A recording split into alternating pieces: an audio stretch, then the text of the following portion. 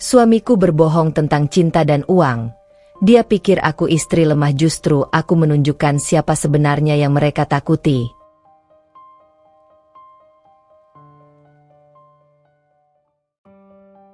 Aku selalu percaya bahwa tidak ada yang lebih berat dari menahan kata-kata yang ingin diucapkan, terutama ketika duduk di meja yang penuh tawa. Di hadapanku, piring-piring tersusun rapi, gelas-gelas berkilau, dan suara sendok yang beradu dengan piring seperti lagu kebahagiaan yang dipaksakan. Semua tampak bahagia. Rudy tertawa lepas bersama saudara-saudaranya, sementara ibu mertuaku, Bu Entin, duduk di ujung meja seperti seorang ratu yang mengawasi kerajaan kecilnya. Aku hanya duduk diam, tersenyum tipis setiap kali pandangan seseorang tertuju padaku. "Rinjani, ambilkan sambal itu, Nak," kata Bu Entin.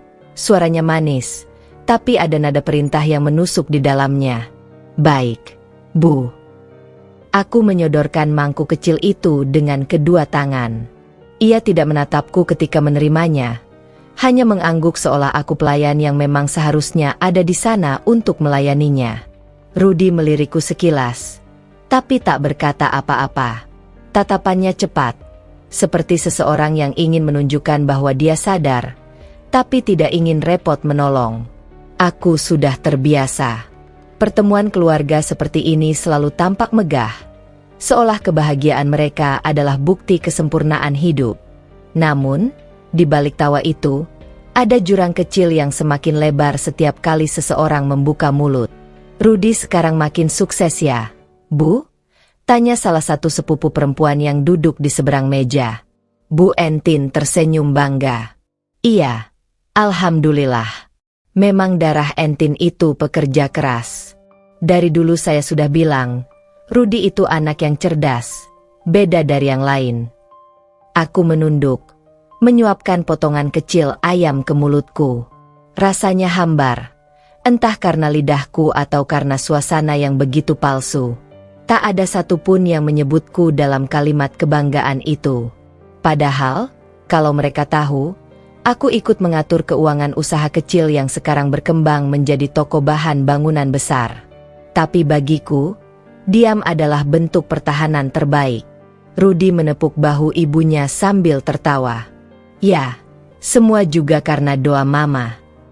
Aku melihat caranya menatap Bu Entin, penuh kasih, tapi di dalamnya ada rasa ingin menunjukkan bahwa dirinya adalah kebanggaan yang tak boleh digugat. Lalu, obrolan berlanjut tentang proyek baru, harga bahan bangunan yang naik, dan rencana membuka cabang di kota lain.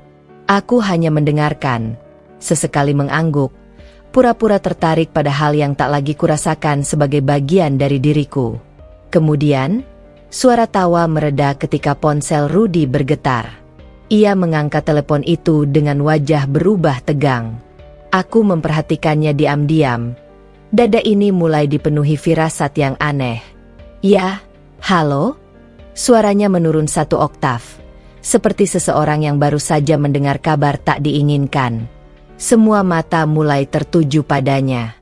"Berapa?" Satu kata itu keluar dengan nada hampir tercekik. Aku menatapnya lebih lekat. Tangan ini tanpa sadar menggenggam ujung taplak meja. Rudy mematikan teleponnya pelan. Senyum yang tadi lebar di wajahnya lenyap begitu saja. Matanya menatap kosong ke depan, lalu beralih ke arahku. Aku tahu, sesuatu yang besar baru saja terjadi. "Ada apa, Nak?" tanya Bu Entin. Rudy tidak langsung menjawab. Ia hanya menghela napas panjang, lalu memijat keningnya. "Mama, kita ada masalah." Ruangan yang tadi riuh berubah menjadi hening. Aku bisa mendengar detak jam dinding yang berdetak terlalu keras. Masalah, satu kata yang selalu menjadi pintu menuju kehancuran kecil di rumah tangga manapun. "Apa maksudmu?" Rudy menelan ludahnya. "Investasi yang kemarin itu, uangnya hilang. Kita ditipu." Aku menatapnya, mencoba memahami setiap kata yang keluar dari bibirnya. Aku tidak marah. Belum. Aku hanya berusaha memastikan bahwa aku tidak salah dengar. Berapa jumlahnya? Tanyaku pelan. Rudi menatapku sekilas, lalu menghindari pandangan. Cukup besar. Berapa? Ulangku, kali ini lebih tegas. Ia menarik napas panjang. 300 juta.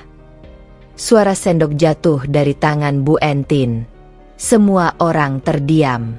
Bahkan angin yang masuk dari jendela pun terasa berhenti di tengah jalan. 300 juta. Aku mengulang angka itu dalam kepala. Aku tahu uang itu bukan milik Rudi seorang. Itu adalah modal usaha yang sebagian besar berasal dari tabungan kami berdua, hasil kerja keras bertahun-tahun. Dan yang paling menyakitkan, aku tahu Rudi tidak pernah memberitahuku tentang investasi itu sebelumnya. Bu Entin menatapku tajam. Kamu tahu soal ini, Rinjani? Aku menggeleng pelan. Tidak, Bu. Saya baru dengar sekarang. Bagaimana mungkin kamu tidak tahu? Kamu kan istrinya. Nada suaranya meninggi. Aku bisa merasakan wajahku memanas. Tapi aku menahan diri. Karena dia tidak pernah bicara soal ini dengan saya. Jawabku, suaraku bergetar tapi tegas. Rudi menatapku kesal. Seolah aku baru saja mempermalukannya di depan semua orang. Sudah, jangan lebay, Rin. Aku cuma salah perhitungan. Ini bukan akhir dunia. Aku tertawa pelan, getir. Salah perhitungan? Rudi, itu uang hasil kerja kita bertahun-tahun. Uang yang seharusnya jadi tabungan masa depan. Bu Entin menepuk meja. Sudah. Ini bukan waktunya saling menyalahkan. Kalau kamu dulu tidak terlalu sibuk mengatur keuangan rumah tangga, mungkin Rudi bisa lebih fokus pada usahanya. Aku memandangnya, menahan air mata yang hampir jatuh. Maksud ibu, saya yang salah. Bu Entin menatapku sinis. Kalau bukan salahmu, siapa lagi?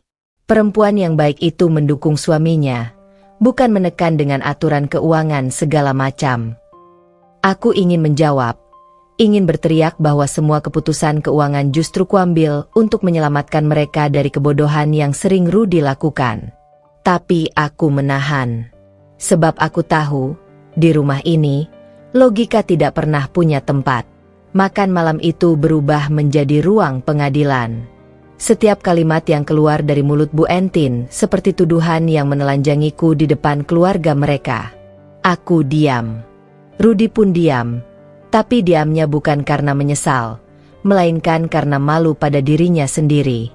Aku tahu, sejak awal pernikahan ini tidak pernah seimbang. Aku mencintainya. Tapi cinta itu hanya satu sisi. Rudi mencintaiku dengan syarat. Dan syarat itu adalah selama aku tidak lebih kuat darinya.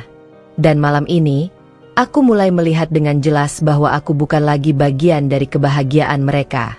Aku hanya tamu yang duduk di kursi salah, di meja yang terlalu panjang, dikelilingi orang-orang yang menatapku seperti beban. Ketika mereka sibuk berdebat, aku menatap piringku yang sudah dingin. Aku tidak lapar, tapi aku tetap memegang sendok, berpura-pura mengaduk nasi agar tanganku punya alasan untuk tetap sibuk. Rudi bicara tentang pinjaman, tentang rencana menutup utang, tentang menunggu peluang baru. Aku tidak mendengarnya lagi. Yang kudengar hanyalah suara hatiku sendiri, yang berbisik lirih. Ini awalnya. Bukan awal dari akhir cinta, tapi awal dari kebangkitan yang selama ini kutahan. Mereka menganggapku lemah. Tapi mereka belum tahu apa yang bisa dilakukan oleh seseorang yang sudah terlalu sering diam. Dan malam itu, di tengah meja panjang yang penuh senyum palsu, aku mulai menulis rencana kecil dalam kepalaku. Bukan rencana balas dendam, tapi rencana untuk membebaskan diri dari cinta yang membutakan, dari mertua yang menindas, dan dari hidup yang hanya menguntungkan mereka. Rudi tidak menatapku lagi malam itu. Ia tahu aku marah, tapi ia juga tahu aku tidak akan meledak saat itu juga. Yang ia tidak tahu, aku sedang belajar untuk tidak lagi menangis. Aku mengangkat gelasku, meneguk air yang tersisa. Rasanya hambar, seperti sisa cinta di antara kami. Dan saat semua orang mulai meninggalkan meja, aku masih duduk di sana, sendiri. Bukan karena tidak punya siapa-siapa, tapi karena aku mulai menyadari, aku hanya bisa menyelamatkan diriku sendiri. Malam itu, rumah mertuaku perlahan kembali tenang. Tapi di dalam diriku, sesuatu mulai retak. Bukan sekadar marah, bukan pula kecewa. Lebih dari itu, seperti ada suara kecil yang berbisik di kepalaku, menyebut satu kata yang tak pernah berani kuakui. Cukup. Aku duduk di kamar tamu, kamar yang dulu sering mereka sebut kamar Rinjani. Seolah aku adalah bagian dari keluarga ini. Tapi entah sejak kapan, kamar ini berubah menjadi ruang dingin yang menelan napas setiap kali aku mencoba beristirahat di dalamnya. Aku memandangi bayanganku di cermin. Wajahku pucat, mata sembab, dan bibirku kering. Aku tidak menangis, tapi tubuhku tampak seperti habis berperang. Di luar, kudengar Rudy berbicara dengan ibunya. Suara mereka sayup, tapi cukup jelas untuk membuat dadaku sesak. Aku nggak tahu harus gimana lagi. Uang itu benar-benar habis. Aku pikir proyeknya aman. Makanya, Rudy, dari dulu Mama bilang, jangan libatkan perempuan itu dalam urusan besar. Lihat sekarang, begitu ada masalah sedikit, dia langsung menyerang kamu di depan keluarga. Aku menarik napas dalam. Jadi begitu cara mereka melihatku. Perempuan itu, Rudy tidak membela. Ia hanya menjawab dengan nada pelan. Iya, nanti aku urus. Jangan bilang siapa-siapa dulu. Langkah kaki mereka menjauh. Aku terdiam, menatap langit-langit yang dingin. Entah kenapa, kata-kata Bu Entin lebih menyakitkan daripada berita utang itu sendiri. Aku tahu dia tidak pernah menyukaiku sejak awal. Di matanya, aku hanya perempuan biasa yang beruntung bisa menikahi anaknya. Baginya, kecerdasan bukan kelebihan, itu ancaman. Aku menutup mata, mencoba tidur. Tapi pikiranku berlari ke masa lalu, saat aku dan Rudy pertama kali menikah. Saat itu, aku percaya cinta bisa menenangkan semua luka. Aku percaya sabar bisa mengubah seseorang. Aku salah. Pagi harinya, suasana rumah seolah kembali normal. Aroma sayur asem dan ikan goreng mengisi dapur. Aku sengaja bangun lebih pagi untuk membantu, seperti biasanya. Tapi begitu aku melangkah ke dapur, Bu Entin sudah berdiri di sana, mengenakan daster bunga dengan tangan terlipat di dada. Kamu nggak usah repot, Rin.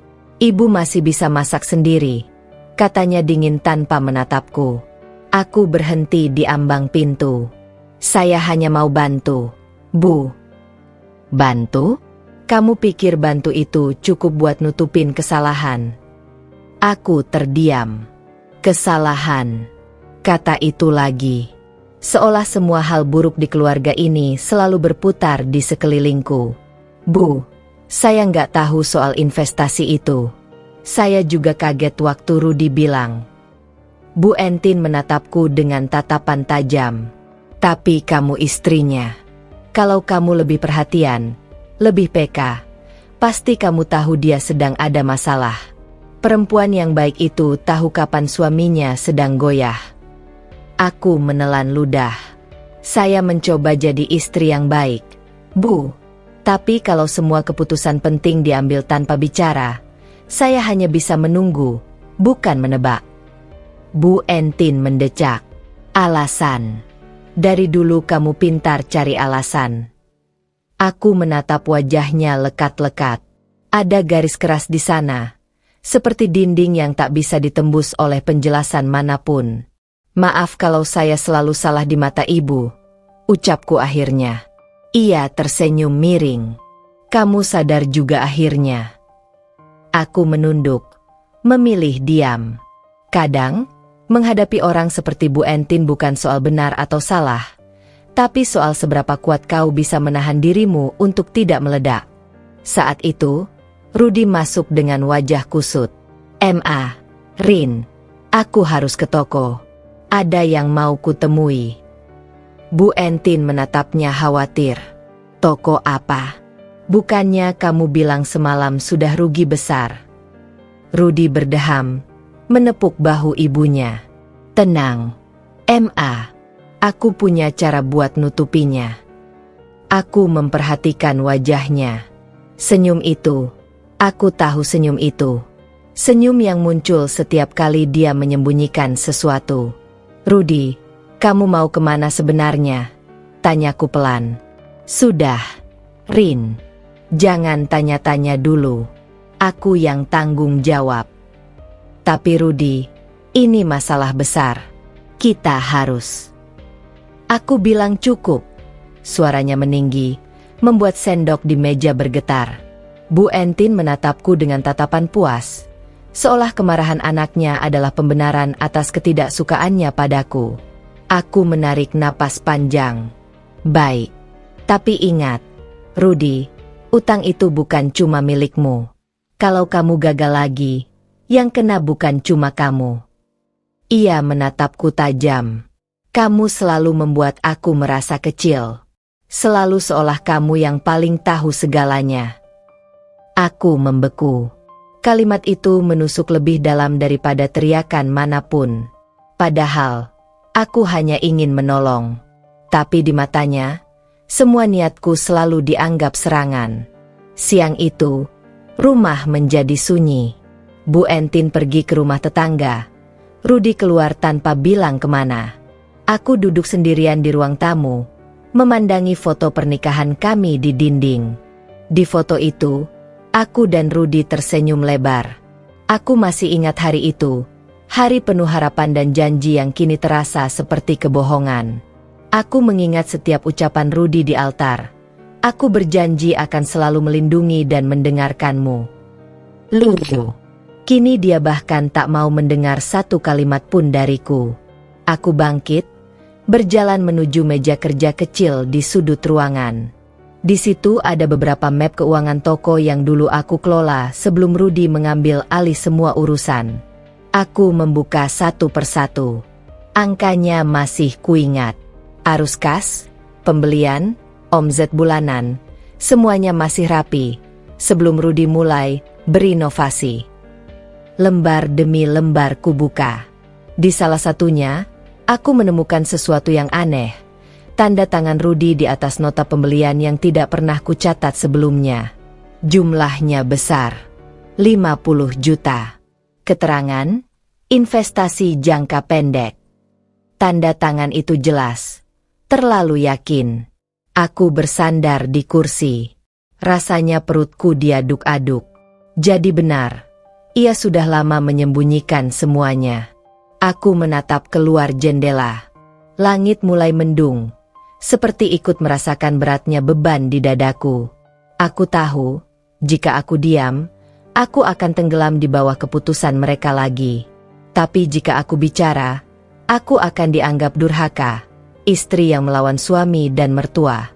Kepalaku pusing. Aku berjalan ke dapur, mengambil segelas air. Tanganku bergetar. Dalam hati, aku mulai berbicara pada diriku sendiri. Rinjani, kau harus tetap tenang. Kau tidak boleh runtuh di depan mereka. Aku menatap bayanganku di gelas.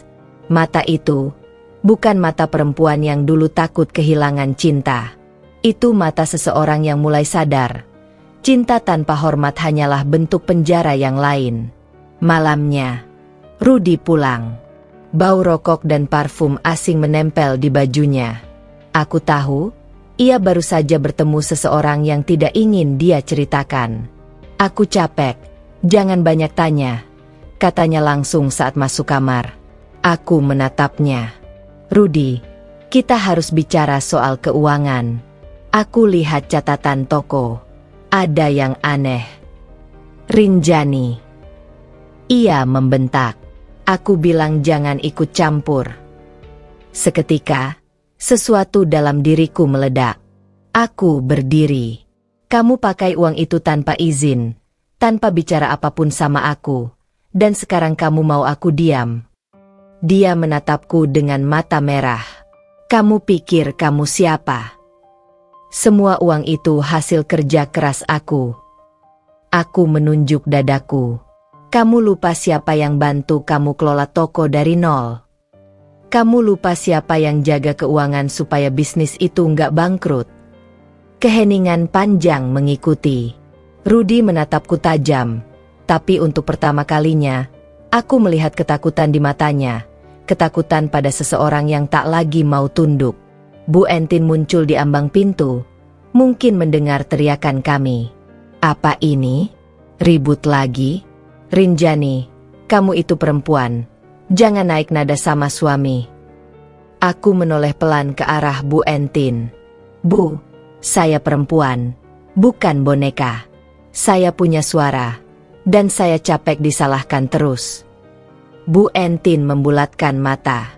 Kurang ajar kamu. Rudy menarik napas berat. Ma, sudah. Biar aku yang urus. Urusi? Urus dari mana kalau otaknya cuma nyalahin istri terus? Jawabku tanpa sadar. Suasana membeku. Bu Entin menatapku seperti ingin menampar. Tapi ia menahan.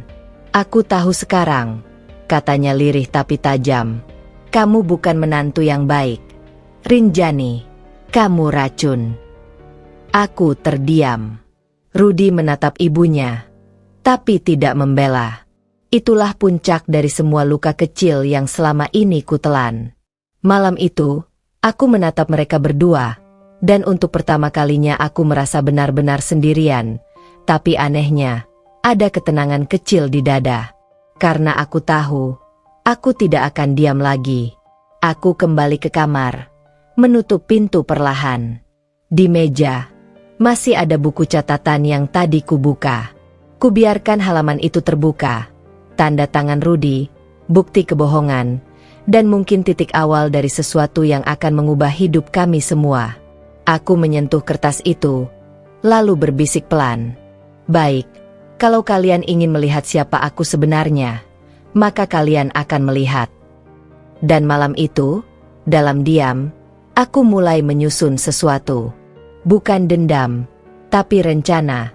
Sebuah rencana untuk membuat mereka belajar bahwa kesabaran seorang wanita tidak berarti kelemahan.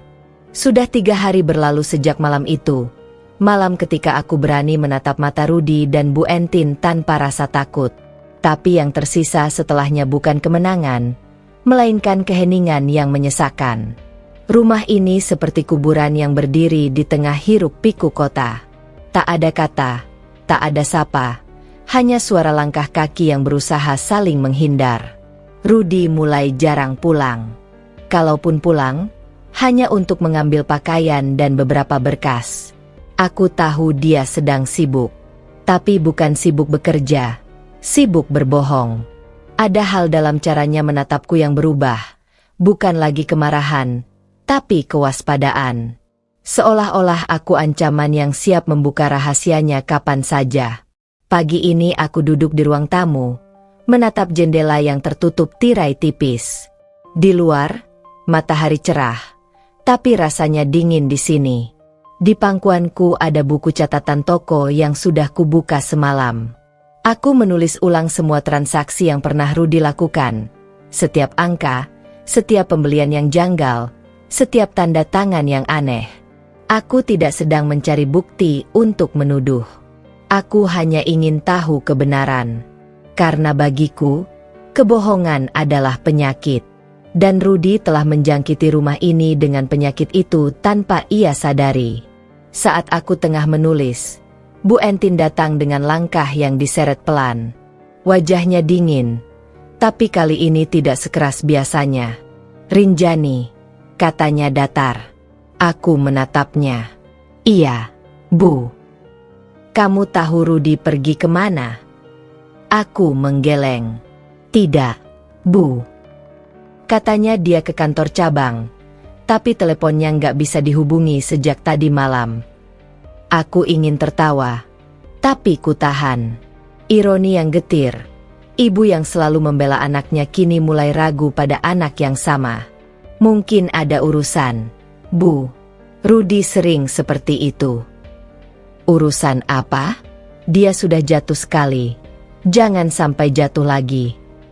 Nada cemasnya membuatku sedikit lunak. Meskipun dia kejam padaku, dia tetap seorang ibu. Kalau saya tahu, Bu, saya pasti kasih tahu. Bu Entin menghela napas panjang, lalu berbalik tanpa menatapku lagi. Setelah ia pergi, aku duduk termenung. Ada rasa aneh di dadaku, antara iba dan marah. Aku bisa saja membiarkan mereka tenggelam dalam masalah yang mereka ciptakan sendiri. Tapi entah mengapa, sisi diriku yang masih punya hati menolak untuk melihat kehancuran itu begitu saja. Sore itu, aku memutuskan pergi ke toko. Sudah lama aku tidak ke sana, sejak Rudy melarangku ikut campur urusan bisnis. Toko itu tampak sepi. Beberapa karyawan menatapku heran ketika aku datang. Bu Rinjani? Salah satu dari mereka menyapaku gugup. Aku tersenyum tipis. Iya, ini saya. Rudy ada. Mereka saling pandang, lalu salah satunya menjawab pelan. Pak Rudy jarang kesini, Bu. Katanya sekarang urus proyek lain. Proyek lain?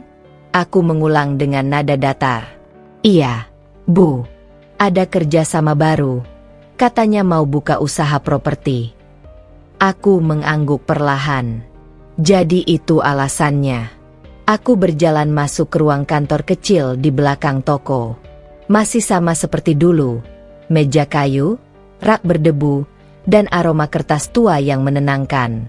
Aku membuka laci meja kerja Rudy. Terkunci. Tapi aku tahu tempat kuncinya. Ia selalu menyimpannya di bawah kalender meja. Saat kubuka, ada beberapa amplop, kwitansi, dan satu map biru dengan tulisan tangan, Proyek Timur. Kujatuhkan tubuhku ke kursi, membuka map itu pelan. Di dalamnya ada salinan surat perjanjian. Kerjasama antara Rudy Pratama dan Surya Mandala Property, total modal 300 juta. Aku membaca setiap kalimatnya. Di pojok bawah, ada tanda tangan Rudy, dan satu lagi nama yang tak asing bagiku, Dimas Wirawan. Nama itu muncul lagi. Aku pernah mendengarnya, beberapa bulan lalu, saat Rudy pulang larut malam dan menyebut akan ketemu Dimas. Aku pikir rekan bisnis biasa, tapi sekarang aku yakin, Dimas bukan sekadar rekan. Ia adalah bayangan di balik semua tawa Rudy. Malamnya, Rudy pulang. Aku duduk di ruang tamu sambil menatapnya yang baru masuk. Wajahnya lelah, tapi ada senyum samar yang coba ia sembunyikan. Dari mana? Tanyaku tenang. Dari proyek. Jawabnya cepat. Proyek Timur. Senyumnya memudar seketika. Ia menatapku, bibirnya kaku. Dari mana kamu tahu nama itu? Aku tidak menjawab. Aku hanya menatapnya dengan tatapan datar yang cukup lama untuk membuatnya gelisah. Rudy menghela napas kasar. Kamu ngubek-ubek berkas aku. Ya. Kalau aku nggak cari tahu, kamu mau terus bohong. Aku nggak bohong. Ini bisnis baru, Rin. Cara untuk nutup kerugian kemarin. Aku berdiri pelan. Dengan siapa? Rudy terdiam. Dengan Dimas? Tanyaku lagi. Kali ini lebih tajam. Ia memalingkan wajah. Rudy, apa kamu sadar kamu sedang menggali lubang yang lebih dalam dari sebelumnya? Rudy berjalan ke arahku. Nadanya meninggi. Kamu nggak tahu apa-apa soal bisnis ini. Jangan sok pintar. Aku menatap matanya lurus. Justru karena aku tahu, makanya aku takut. Karena setiap kali kamu bilang, ini cara baru, hasilnya selalu sama, kehancuran. Dia terdiam sesaat, lalu tertawa kecil. Tawa yang sama seperti dulu, tawa yang menyembunyikan rasa panik. Dasar perempuan, katanya sinis. Kamu gak akan pernah ngerti dunia laki-laki. Aku menatapnya tanpa ekspresi. Mungkin. Tapi aku tahu mana yang benar dan mana yang bodoh. Dia menatapku lama, lalu mengambil jaketnya. Aku keluar. Kemana lagi, Rudy? Udah, jangan ikut campur. Pintu tertutup keras. Aku menatap ke arah pintu itu lama sekali. Tidak ada lagi perasaan takut di dalam diriku. Hanya dingin. Keesokan harinya, aku mendapat telepon dari seseorang yang tak ku kenal. Apakah ini Ibu Rinjani, istri Bapak Rudy Pratama? Iya, betul. Saya dari PT Surya Mandala. Mohon maaf, Bu, saya ingin memastikan, apakah Bapak Rudy sudah mentransfer sisa pembayaran 100 juta sesuai kesepakatan minggu lalu?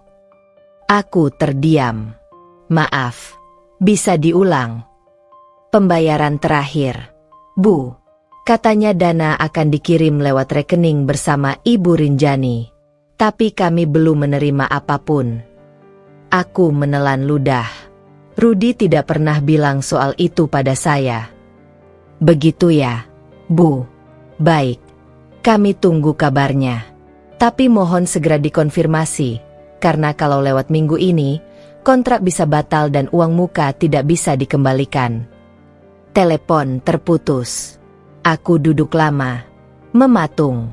Jadi begitu. Rudy bukan hanya berbohong padaku, dia memakai namaku dalam kesepakatan bisnisnya. Malam itu aku menunggu Rudy pulang.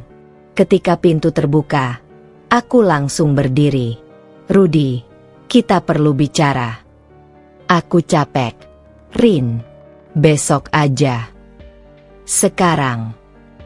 Nada suaraku cukup untuk membuatnya berhenti melangkah. Aku menunjukkan ponselku. Tadi siang ada yang hubungi aku. Dari Surya Mandala. Dia membeku. Apa katanya? Mereka bilang kamu belum bayar sisa 100 juta.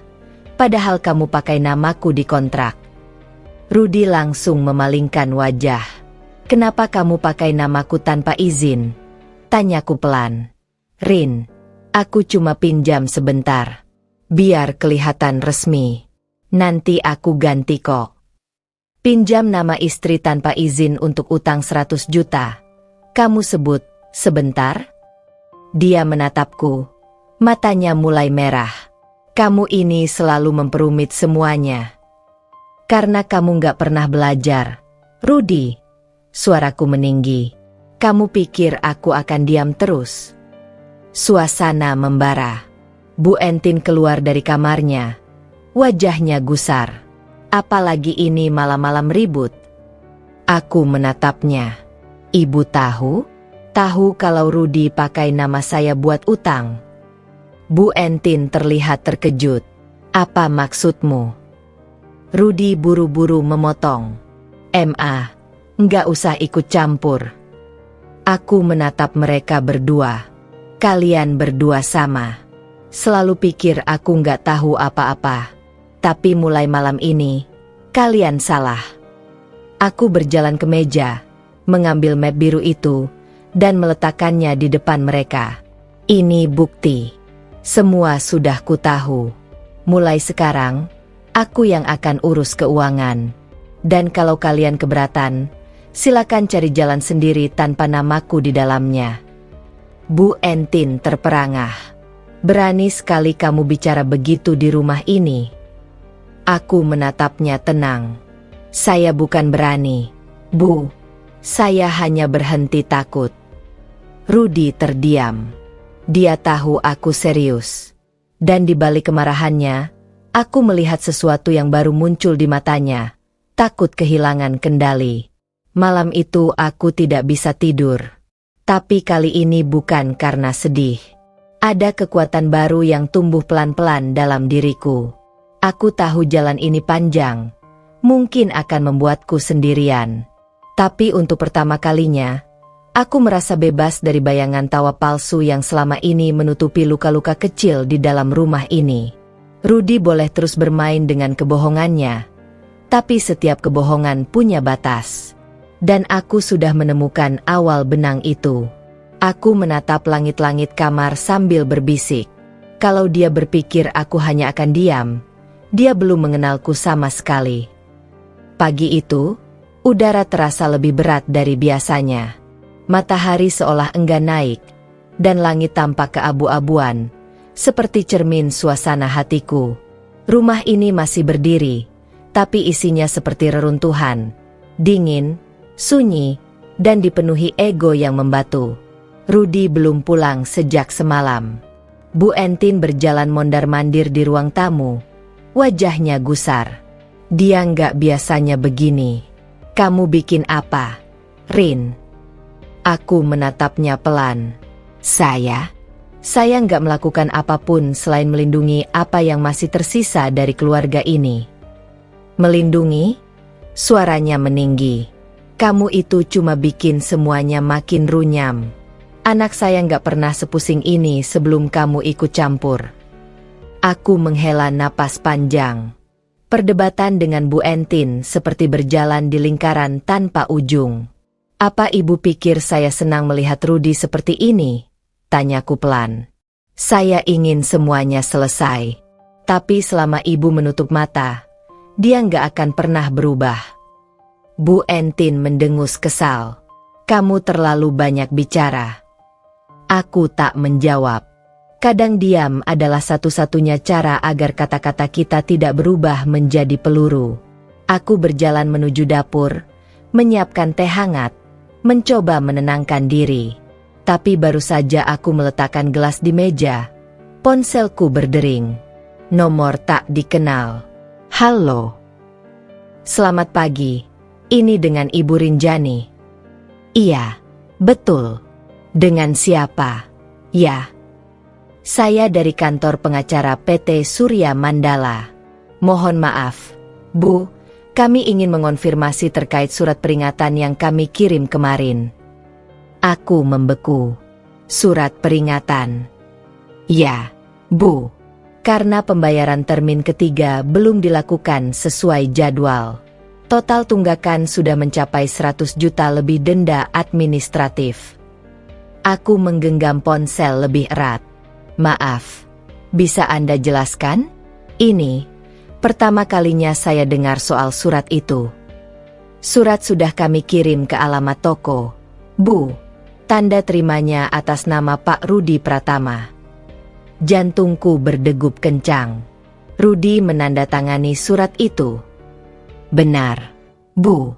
Karena semua dokumen atas nama Ibu, jadi tanggung jawab hukum juga berada di pihak Ibu sebagai penjamin. Dunia seakan berhenti berputar. Aku menelan ludah, mencoba bicara, tapi suaraku keluar serak. Jadi maksud Anda, utang itu sekarang atas nama saya? Benar, Bu. Kalau dalam 3 hari ke depan tidak ada pelunasan, kami akan melakukan proses hukum. Telepon terputus, meninggalkan suara dengung yang menusuk telinga. Aku berdiri mematung, sementara tangan dan tubuhku bergetar hebat. Aku bahkan tidak sadar ketika gelas teh di meja terjatuh dan pecah. Bu Entin muncul dari ruang tamu. Kamu kenapa? Aku menatapnya. Mata basah. Rudi pakai namaku. Bu. Apa maksudmu? Utang itu semuanya atas nama saya. Bu Entin membeku di tempat. Tidak mungkin. Aku mengangguk lemah. Mereka akan tuntut kalau tidak dibayar 3 hari lagi. Rudi nggak mungkin seceroboh itu, katanya cepat, seperti mencoba meyakinkan dirinya sendiri. Tapi sorot matanya goyah. Aku berusaha menenangkan diri, tapi tubuhku terasa seperti kehilangan tenaga. Saya sudah bilang, Bu, dia bukan cuma salah langkah, dia main kotor. Bu Entin menatapku tajam. Kamu menuduh anak saya penipu. Aku menatap balik tanpa takut. Saya menyebut apa adanya. Hening. Lalu Bu Entin melangkah maju. Suaranya bergetar antara marah dan panik. Kalau benar semua atas nama kamu, Kenapa kamu tanda tangan? Aku menatapnya tajam. Karena dia palsukan tanda tangan saya. Kata-kata itu keluar dari mulutku seperti pisau yang tak bisa ditarik kembali.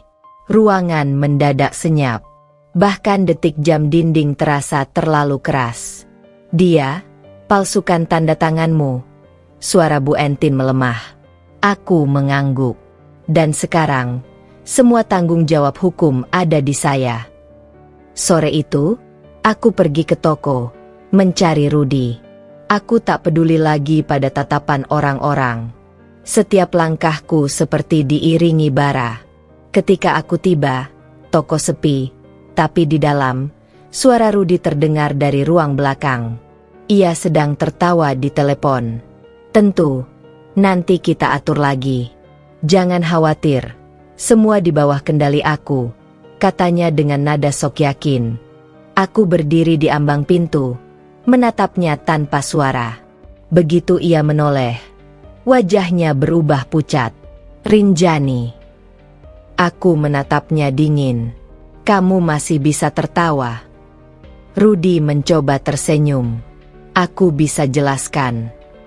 Silakan, kataku pelan. Jelaskan bagaimana kamu bisa palsukan tanda tangan istrimu sendiri untuk utang 100 juta. Dia terpaku. Mulutnya terbuka. Tapi tak ada kata yang keluar. Jelaskan, Rudi. Dia menatapku, lalu menunduk. Aku cuma mau beresin semuanya dulu. Aku pikir kalau pakai namamu, prosesnya lebih cepat. Lebih cepat? Lebih cepat untuk menghancurkan hidupku. Rudi melangkah maju, mencoba menyentuh bahuku. Aku mundur. Jangan sentuh aku. Rin, aku salah. Tapi aku niat baik. Aku mau nutup semua ini. Sumpah. Aku menatapnya. Kamu bahkan gak tahu arti tanggung jawab. Rudi. Dia menatapku dengan mata merah, lalu berteriak. Kamu pikir aku gak stres? Semua orang lihat aku gagal. Aku cuma pengen ngebuktiin kalau aku bisa. Rin, kalau aku gak butuh kamu buat ngatur hidupku lagi. Aku terdiam. Setiap kata itu seperti cambuk di wajahku. Jadi ini semua tentang ego. Tentang laki-laki yang takut terlihat kecil di depan istrinya. Aku menatapnya lekat-lekat. Kamu tahu, Rudi, yang membuat kamu gagal bukan karena kamu gak mampu. Tapi karena kamu selalu sibuk melawan orang yang justru ingin menolongmu. Dia memalingkan wajah, menahan napas panjang. Aku akan selesaikan, katanya akhirnya. Biar aku yang tanggung. Bagaimana? Tanyaku sinis. Kamu bahkan gak punya uang lagi. Dia menatapku marah, tapi tak menjawab. Dan dalam diam itu, aku tahu, dia sudah kalah. Malamnya, aku duduk di kamar, memandangi tumpukan kertas dari PT Surya Mandala. Aku baca ulang setiap baris, setiap angka. Aku mencoba mencari celah, sesuatu yang bisa menyelamatkan kami, atau setidaknya, menyelamatkan diriku. Bu Entin mengetuk pintu. Aku tidak menoleh. Masuk saja, Bu. Ia duduk di kursi depan meja rias. Wajahnya tampak lebih tua dari biasanya. Rinjani, katanya pelan. Ibu nggak tahu Rudi bakal separah ini. Aku tetap diam. Dulu waktu dia masih kecil, dia keras kepala, tapi nggak pernah jahat. Sekarang, ibu bahkan nggak kenal lagi anak sendiri. Aku menatapnya dari cermin. Untuk pertama kalinya, mata Bu Entin tidak penuh amarah. Hanya kesedihan dan penyesalan. Saya juga nggak kenal dia lagi, Bu, ucapku lirih. Bu Entin menunduk. Ibu tahu selama ini ibu sering nyakitin kamu. Tapi tolong, jangan laporkan dia. Ibu mohon. Aku terdiam lama. Bagian dari diriku ingin berteriak. Ingin mengatakan bahwa aku berhak marah. Tapi bagian lain, bagian yang masih manusiawi, melihat seorang ibu yang juga sedang kehilangan arah. Saya nggak akan lapor, Bu, jawabku akhirnya. Tapi mulai sekarang, saya nggak mau lagi ikut dalam semua keputusan kalian. Saya akan urus semuanya dengan cara saya sendiri. Bu Entin mengangguk perlahan. Terima kasih. Suaranya pelan, tapi air matanya jatuh satu-satu. Pagi berikutnya, aku menerima panggilan lagi, kali ini dari nomor berbeda. Selamat pagi, Ibu Rinjani. Kami dari pihak bank. Ada penundaan pembayaran cicilan rumah atas nama suami Ibu, Rudi Pratama. Apakah Ibu tahu soal ini? Aku menutup mata. Satu lagi, utang lain yang aku bahkan tak tahu keberadaannya. Setelah telepon ditutup, aku duduk diam lama sekali. Mungkin inilah yang disebut titik pecah. Bukan saat seseorang berteriak atau menangis, tapi saat ia terlalu lelah untuk bereaksi. Aku berjalan ke meja, menulis sesuatu di atas kertas. Sebuah rencana sederhana. Hubungi pengacara. Cek dokumen rumah dan toko. Pindahkan semua aset yang masih bisa diselamatkan. Tanganku gemetar, tapi pikiranku jernih. Jika Rudi bisa menggunakan kecerdikannya untuk menipu, maka aku akan gunakan milikku untuk bertahan. Aku menatap keluar jendela. Langit sudah cerah, tapi di dalam dadaku, badai masih bergulung. Dan di tengah badai itu, aku berjanji pada diriku sendiri, tidak akan ada lagi yang menindas atas nama cinta. Tidak Rudi, tidak Bu Entin, tidak siapapun. Aku mulai kehilangan hitungan waktu. Hari berganti hari, tapi yang kurasakan hanyalah satu, kelelahan. Kelelahan karena harus terus berpura-pura kuat di hadapan orang yang sama sekali tak mengerti arti kesakitan. Sejak kabar utang itu tersebar, rumah ini tak pernah benar-benar tenang. Bu Entin menjadi semakin sensitif. Setiap langkahku di rumah terasa seperti kesalahan. Sedangkan Rudi, dia seperti bayangan yang terus berlalu lalang tanpa arah. Pagi itu, aku sedang menata beberapa dokumen di ruang tengah ketika Bu Entin datang dengan wajah merah padam. Rinjani. Suaranya menggema seperti dentuman keras di ruang sempit itu. Aku menatapnya tenang. Ada apa, Bu? Apa maksudmu pergi ke pengacara tanpa bilang-bilang? Kau pikir aku nggak tahu? Tanganku berhenti di atas tumpukan kertas. Aku sudah menduga ini akan datang. Bu, saya hanya minta nasihat hukum, bukan melapor siapapun. Nasihat hukum? Kamu mau jebloskan anak saya ke penjara? Ya. Nada suaranya menusuk. Aku menatap wajahnya, garis-garis kemarahan itu semakin dalam, tapi di matanya ada ketakutan. Ketakutan kehilangan kendali atas situasi yang mereka ciptakan sendiri. Saya cuma mau tahu apa yang bisa saya lakukan untuk menyelamatkan nama saya, kataku pelan. Nama kamu? Ia tertawa sinis. Dengar ya, Rinjani, kalau kamu bukan istri Rudi, nggak akan ada yang kenal siapa kamu. Sekarang kamu malah mau menyeret-nyeret nama keluarga ini ke urusan hukum. Aku menghela napas panjang. Bu, saya tidak menyeret siapapun. Justru saya sedang berusaha melindungi keluarga ini dari kehancuran lebih dalam. Melindungi? Seru Bu Entin sambil menunjuk wajahku. Kamu itu biang masalah. Sejak kamu masuk ke keluarga ini, hidup Rudi nggak pernah tenang. Aku menatapnya lama. Kata-kata itu meluncur seperti pisau tumpul. Tak cukup tajam untuk membunuh, tapi cukup dalam untuk melukai. Kalau saya memang penyebabnya, Bu, jawabku pelan, kenapa Rudi terus memilih untuk berbohong, bahkan memalsukan tanda tangan istrinya sendiri? Itu keputusan dia, bukan saya. Wajah Bu Entin menegang. Jaga mulutmu, katanya dengan nada bergetar. Rudi hanya tersesat, tapi kamu memprovokasinya. Aku menatapnya dengan dingin. Provokasi apa? Bu, apakah meminta kejujuran termasuk provokasi sekarang? Ia menatapku seolah ingin menamparku, tapi tangannya berhenti di udara. Hanya air matanya yang mulai mengalir tanpa ia sadari. Kamu nggak tahu, Rinjani, dari dulu aku cuma pengen anakku bahagia.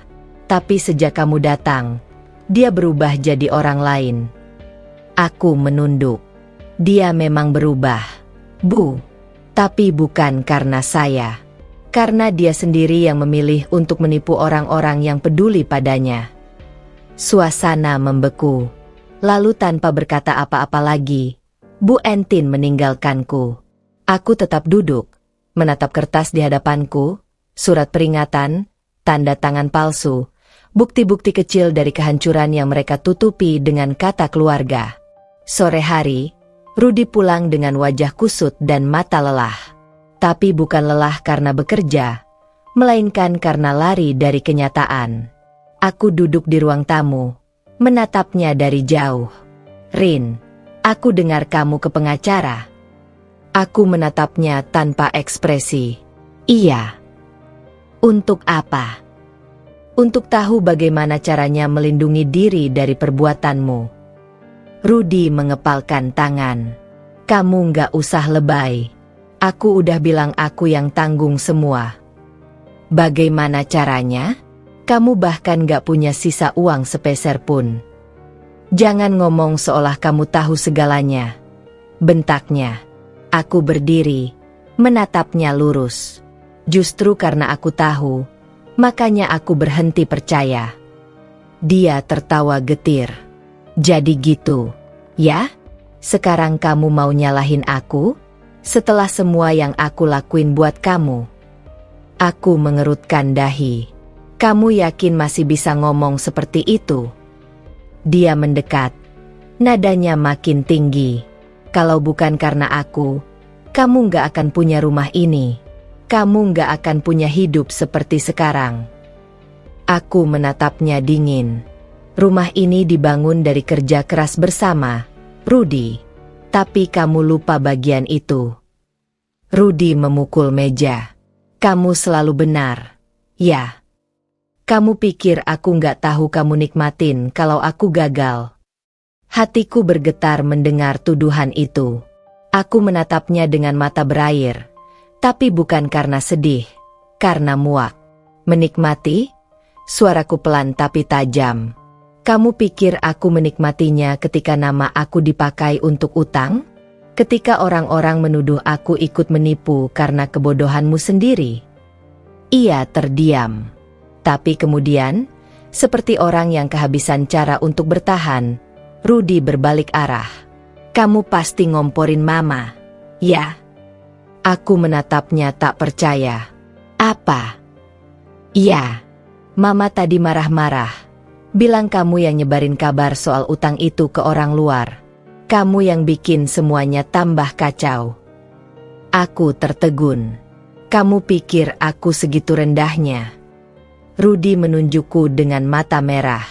Aku nggak tahu lagi siapa kamu. Rin, kamu bukan istri yang aku kenal dulu. Aku menghela napas, menatapnya dengan tatapan yang tak lagi penuh cinta. Bukan aku yang berubah. Rudi, kamu yang menghancurkan versi terbaik dari dirimu sendiri. Malamnya, suasana rumah semakin panas. Bu Entin tidak bicara padaku, tapi suaranya terdengar dari kamar. Berdebat sengit dengan Rudi. Apa kamu gila, Ruth? Kamu pikir bisa main-main sama tanda tangan orang? Rudi menjawab dengan nada rendah, tapi penuh emosi. Aku cuma mau nolong. Ma, aku nggak bermaksud jahat. Nggak bermaksud jahat. Kamu bikin menantumu bisa dituntut. Kalau dia lapor polisi, habis kamu. Aku berdiri di balik pintu, mendengarkan semuanya dalam diam. Hatiku perih, tapi di balik itu, ada rasa keadilan kecil yang muncul.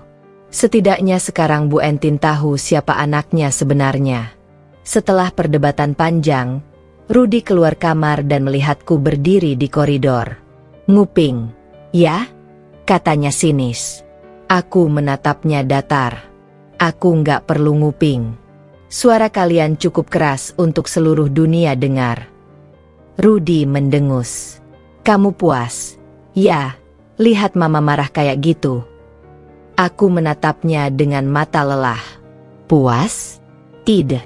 Tapi aku lega, akhirnya kebenaran mulai kelihatan. Dia mendekat, menatapku tajam. Kamu pikir kamu suci? Kamu juga salah. Rin, kamu yang bikin aku merasa kecil. Kamu yang selalu bandingin aku dengan angka, catatan, rencana. Aku membalas tatapannya. Aku cuma ingin hidup kita teratur, bukan hancur. Dia mendesah panjang. Ya, tapi kamu gak ngerti gimana rasanya jadi laki-laki yang terus-terusan diremehkan. Aku hampir tertawa mendengarnya. Diremehkan oleh siapa? Rudy? Oleh aku, istrimu, yang setiap hari nyiapin segalanya untukmu? Atau oleh dirimu sendiri yang gak bisa hadapi kenyataan kalau kamu butuh bantuan? Rudy terdiam, tapi tangannya mengepal. Aku bisa lihat betapa frustrasinya dia. Tapi kali ini aku tak takut. Aku berdiri tegak, menatapnya tanpa mundur sejengkal pun. Dengar baik-baik, Rudy, kataku tegas. Kamu boleh marah, boleh menyalahkan siapapun, tapi aku tidak akan lagi jadi korban dari kebodohanmu. Kalau kamu pikir bisa menyeret aku ke dalam semua ini lagi, kamu salah besar. Rudy menatapku lama, lalu berjalan keluar tanpa kata. Suara pintu yang dibanting menandai akhir dari sesuatu, entah cinta, entah kepercayaan, atau mungkin keduanya. Setelah semuanya hening, Bu Entin datang ke kamarku. Wajahnya tampak lebih tua dari sebelumnya. Rinjani. Suaranya serak. Aku menatapnya tanpa kata. Jangan tinggalkan Rudy, katanya pelan. Dia cuma lagi hilang arah. Nanti kalau dia sadar, semuanya bisa diperbaiki. Aku tersenyum pahit. Ibu masih berharap begitu. Dia anak saya, Rin. Ibu nggak bisa benci dia.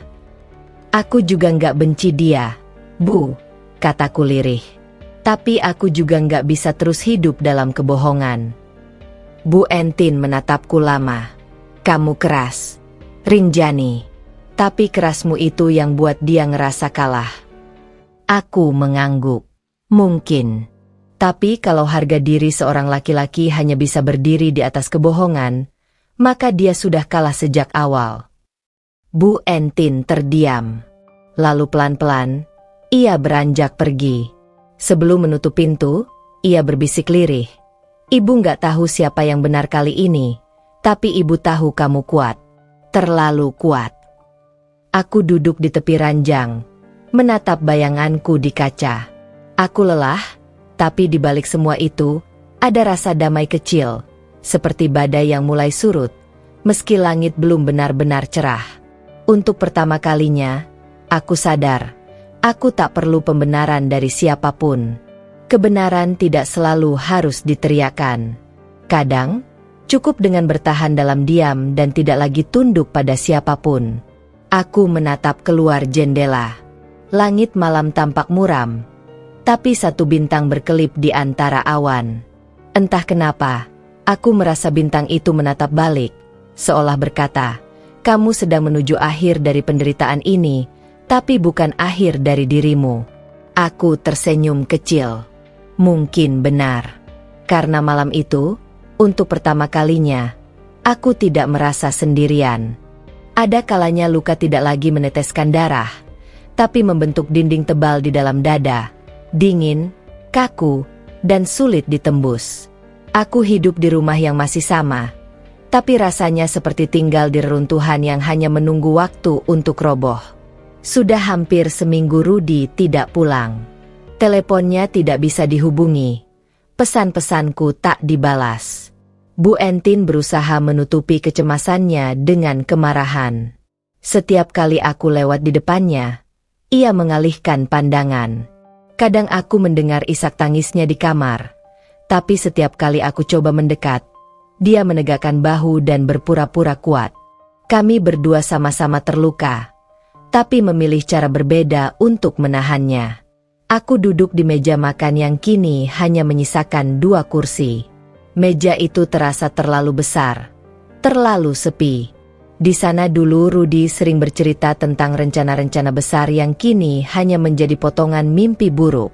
Tumpukan dokumen di depanku semakin menumpuk. Surat peringatan, tagihan, dan salinan tanda tangan palsu. Aku menatap semuanya lama, mencoba mencari titik di mana semua ini mulai salah. Tapi semakin aku menelusuri, semakin jelas bahwa tidak ada satupun keputusan bodoh yang tidak melibatkan Rudy di dalamnya. Di antara semua kekacauan itu, aku menemukan sesuatu yang membuat napasku tertahan. Sebuah surat pernyataan yang ditulis tangan. Tulisan Rudy. Isinya sederhana, tapi menghancurkan. Saya, Rudy Pratama, menyatakan siap bertanggung jawab penuh atas perjanjian investasi atas nama istri saya, Rinjani. Aku membaca ulang kalimat itu berkali-kali. Surat ini seharusnya bisa menjadi bukti bahwa dia tahu apa yang dia lakukan. Tapi di ujung surat itu, ada tambahan tulisan kecil. Disetujui oleh Bu Entin. Aku menatap tanda tangan itu lama. Dunia seperti berhenti sejenak. Jadi, ibu mertuaku tahu. Sejak awal, tanganku bergetar saat memegang kertas itu. Amarah naik dari dada seperti api yang lama tertahan. Semua perlakuan dingin, semua tuduhan, semua hinaan, ternyata ia tahu dan tetap membiarkanku disalahkan. Aku berdiri, melangkah cepat ke kamarnya. Bu Entin sedang duduk di depan cermin, menyisir rambutnya pelan. Ia menatap bayanganku di cermin dan berkata tanpa menoleh, "Kenapa, Rin?" Aku menahan napas, lalu menunjukkan surat itu. Ibu tahu soal ini. Ia menatap kertas itu sekilas, lalu menghela napas panjang. "Iya." Hanya satu kata, tapi cukup untuk memecahkan sisa tenang dalam diriku. Jadi selama ini ibu tahu, dan tetap diam. Ibu pikir Rudy bisa bersin semuanya. Ibu nggak mau kamu tambah panik. Aku tertawa pendek. Tidak mau saya panik? Bu, saya hampir kehilangan semuanya karena tanda tangan saya dipalsukan. Dan ibu masih bilang tidak mau saya panik. Ia menatapku lewat cermin. Suaranya mulai keras. Ibu cuma mau melindungi anak ibu. Dengan mengorbankan saya, bentakku. Hening. Mataku panas. Tapi air mata tak keluar. Yang ada hanya amarah yang menumpuk bertahun-tahun. Sejak awal, ibu nggak pernah menganggap saya keluarga, kan? Jangan bicara begitu. Lalu apa namanya? Bu? Saya disalahkan atas hal yang bukan kesalahan saya, dipermalukan di depan orang-orang, dan sekarang ibu akui tahu semuanya tapi diam. Kalau itu bukan kebencian, lalu apa? Bu Entin menunduk, tapi kemudian berdiri perlahan. Rinjani, kamu nggak tahu gimana rasanya jadi ibu yang takut anaknya hancur. Aku cuma ingin melindunginya. Dan dalam prosesnya, ibu hancurkan aku. Wajahnya menegang. Kamu pikir ibu nggak menyesal? Aku mendekat. Suaraku bergetar tapi tegas. Penyesalan nggak akan menghapus kenyataan, Bu. Aku meninggalkan kamar itu. Tapi sebelum melangkah keluar, aku mendengar suara Bu Entin memanggil pelan. Rinjani. Aku berhenti, tapi tidak menoleh. Kalau Rudy pulang nanti, jangan tinggalkan dia. Dia butuh kamu. Aku menutup mata sejenak. Butuh aku? Orang yang ia bohongi, ia seret ke dalam utang, dan ia permalukan di depan keluarganya? Tidak. Yang dia butuhkan bukan aku. Yang dia butuhkan hanyalah seseorang yang mau menanggung akibat perbuatannya. Malam datang cepat. Hujan turun deras, membasuh genting rumah yang sudah tua. Aku duduk di ruang tamu dengan lampu redup, sendirian. Setiap tetes air di luar terdengar seperti detak waktu yang menegaskan satu hal. Aku tidak bisa terus seperti ini. Ponselku berdering. Nomor tak dikenal lagi. Halo. Selamat malam. Ini dari pihak kepolisian sektor tengah. Apakah benar ini Ibu Rinjani? Jantungku berdetak cepat. Iya, betul. Ada apa, Pak?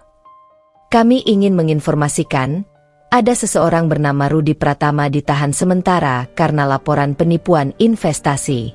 Kami ingin mengonfirmasi hubungan ibu dengan yang bersangkutan. Aku menutup mulut dengan tangan. Dunia seperti berputar di sekelilingku.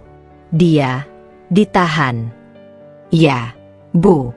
Kami mohon ibu datang ke kantor untuk klarifikasi besok pagi. Aku menutup telepon tanpa sadar. Tanganku bergetar hebat. Rudi akhirnya terjebak dalam jaringnya sendiri. Pagi harinya aku datang ke kantor polisi dengan langkah gontai. Di ruang pemeriksaan, kulihat dia duduk, kusut, lelah, dan berbeda dari Rudi yang dulu. Ia menatapku saat aku masuk. Pandangannya kosong, tapi ada sesuatu di matanya yang tak pernah kulihat sebelumnya. Ketakutan. Rinjani, katanya pelan. Aku duduk di depannya, menatapnya lurus. Kenapa, Rudi? Dia menunduk. Aku nggak tahu harus mulai dari mana. Mulai dari kebenaran. Dia menarik napas panjang, lalu menatapku dengan mata merah. Aku terpaksa. Rin, Dimas menipuku. Aku pikir dia bisa bantu balikin uang kita, tapi dia malah bawa kabur semuanya. Aku panik. Aku nggak mau mama tahu. Makanya kamu palsukan tanda tangan aku. Potongku. Dia menunduk lagi. Aku salah. Rin, aku cuma pengen semuanya selesai. Aku menatapnya lama. Kamu sadar nggak, Rudi? Setiap kali kamu bilang, aku cuma pengen semuanya selesai, justru kamu mulai masalah baru. Dia menatapku dengan mata basah. Aku nggak tahu lagi gimana caranya memperbaiki ini. Aku menghela napas. Mungkin karena kamu nggak pernah benar-benar mau memperbaiki. Rudi, kamu cuma mau menutupi. Ia menunduk dalam diam. Aku memperhatikan tangan Rudi yang kini gemetar di atas meja. Dulu tangan itu adalah tangan yang kugenggam dengan bangga saat kami membangun usaha dari nol. Sekarang tangan itu hanya simbol dari janji-janji kosong dan keputusan bodoh. Petugas memberi isyarat bahwa waktu sudah habis. Aku berdiri, mengambil tas. Rin, jangan tinggalkan aku, katanya lirih. Aku berhenti di ambang pintu, menatapnya sebentar. Rudi, kataku perlahan. Aku sudah lama nggak di sisimu. Kamu yang meninggalkan aku sejak hari kamu mulai berbohong. Saat aku pulang, Bu Entin duduk di ruang tamu. Wajahnya pucat. Dia ditahan. Ya. Aku mengangguk. Air mata mulai mengalir di pipinya. Astagfirullah. Rudi. Aku duduk di depannya, tapi tak bicara. Kami hanya terdiam dalam kesedihan yang berbeda alasan. Untuk pertama kalinya, aku merasa iba padanya. Ia kehilangan anak, sementara aku kehilangan hidupku yang dulu. Rinjani, katanya pelan. Maafkan ibu. Aku menatapnya. Untuk apa, Bu? Untuk semuanya. Ibu salah menilai kamu. Ibu pikir kamu cuma perempuan yang pengen menguasai. Tapi ternyata kamu yang paling bertahan di antara kami.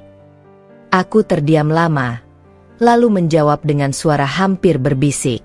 Maaf, Bu. Saya bukan ingin menguasai siapapun. Saya cuma nggak mau terus jadi korban. Bu Entin menunduk. Air matanya jatuh satu-satu.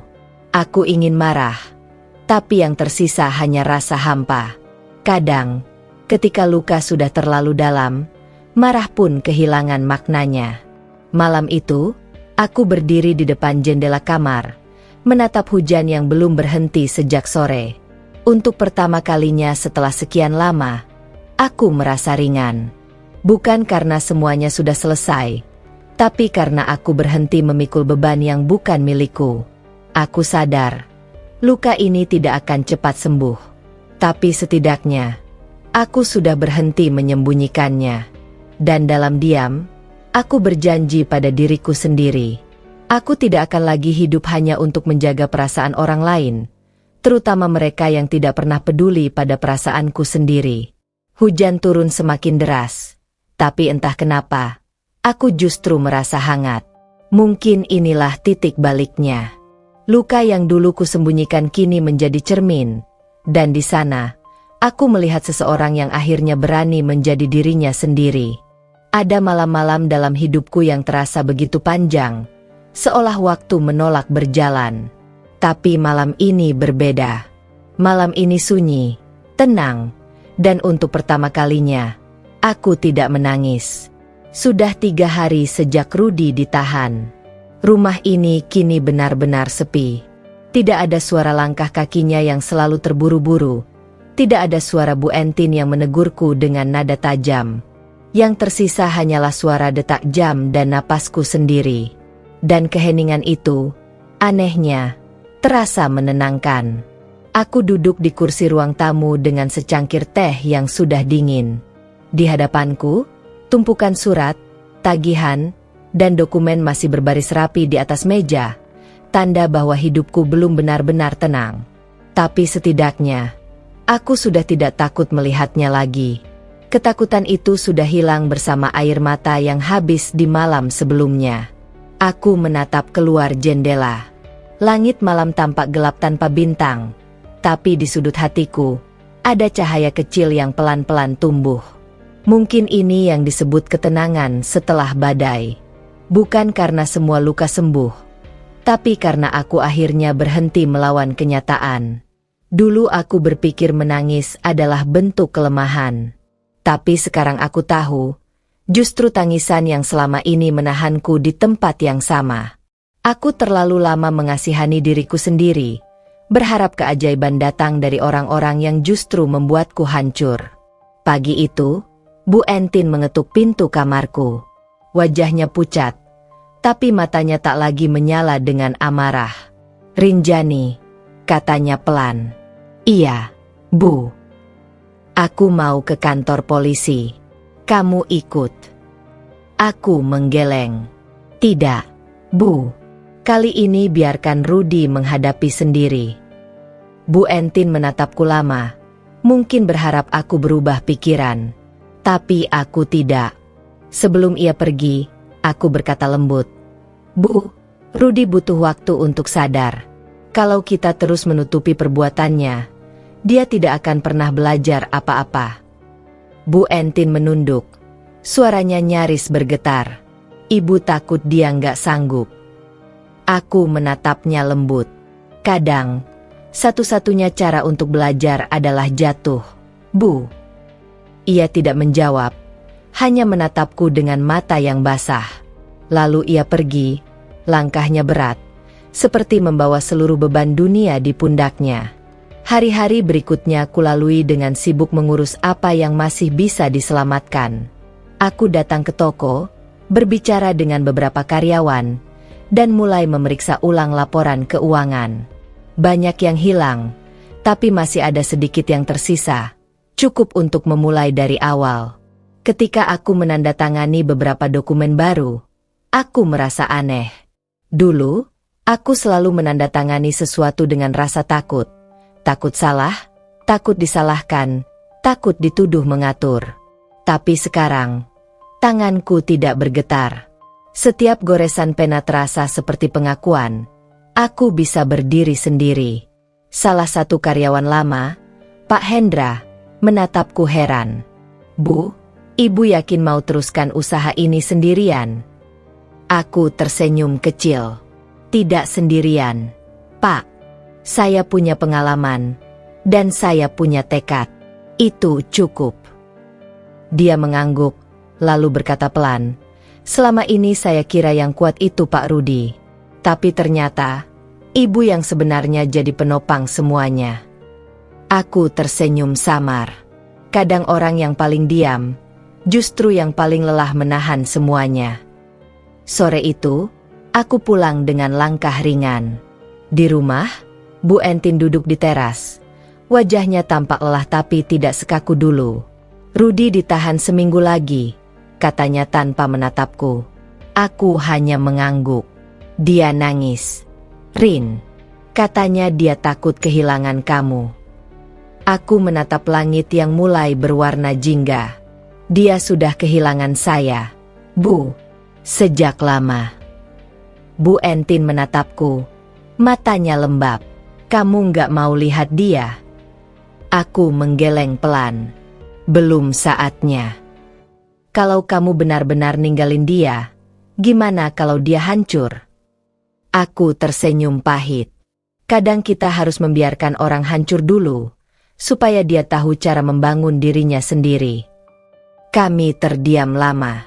Untuk pertama kalinya, keheningan antara kami tidak lagi dipenuhi kebencian. Mungkin karena kami berdua akhirnya menyadari satu hal. Tidak ada yang menang di dalam rumah tangga yang dibangun di atas kebohongan. Malam menjelang. Aku duduk di kamar, membuka buku catatan lamaku, tempat aku dulu menulis setiap rencana, setiap pengeluaran, setiap impian kecil bersama Rudi. Tulisan-tulisan itu kini terasa seperti potongan masa lalu yang asing. Di sana tertulis harapan, tapi juga kebodohan, kepercayaanku yang buta pada seseorang yang tak pernah benar-benar menghargainya. Aku menelusuri halaman terakhir, lalu menulis sesuatu di sana. Aku sudah tidak menangis malam ini, karena aku akhirnya sadar, kebahagiaan bukan datang dari orang yang mencintaiku, tapi dari aku yang berani mencintai diriku sendiri. Tanganku berhenti sejenak, air mata hampir jatuh, tapi aku tersenyum. Kali ini bukan karena sedih, tapi karena lega. Beberapa hari kemudian, aku mendapat surat panggilan lagi dari kepolisian. Tapi bukan untuk dimintai keterangan, melainkan undangan untuk mediasi. Rudi ingin bertemu. Aku menatap surat itu lama. Ada rasa campur aduk di dadaku. Aku tidak marah lagi, tapi juga belum siap bertemu dengannya.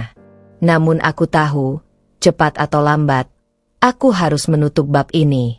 Keesokan harinya, aku datang.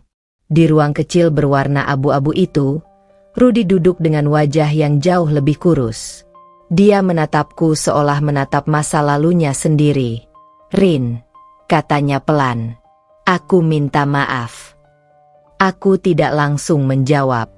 Aku hanya menatapnya, memperhatikan setiap gerak tubuhnya. Tidak ada lagi kesombongan, tidak ada lagi tawa palsu, hanya penyesalan. Dia melanjutkan, aku tahu, gak ada alasan yang bisa bikin kamu maafin aku. Tapi aku cuma pengen kamu tahu, aku benar-benar nyesel. Aku menghela napas panjang. Rudi, aku sudah terlalu lama nunggu kalimat itu. Tapi maaf bukan sesuatu yang bisa menyembuhkan semuanya. Dia menunduk. Aku tahu. Kamu tahu apa yang paling sakit, Rudi? Apa?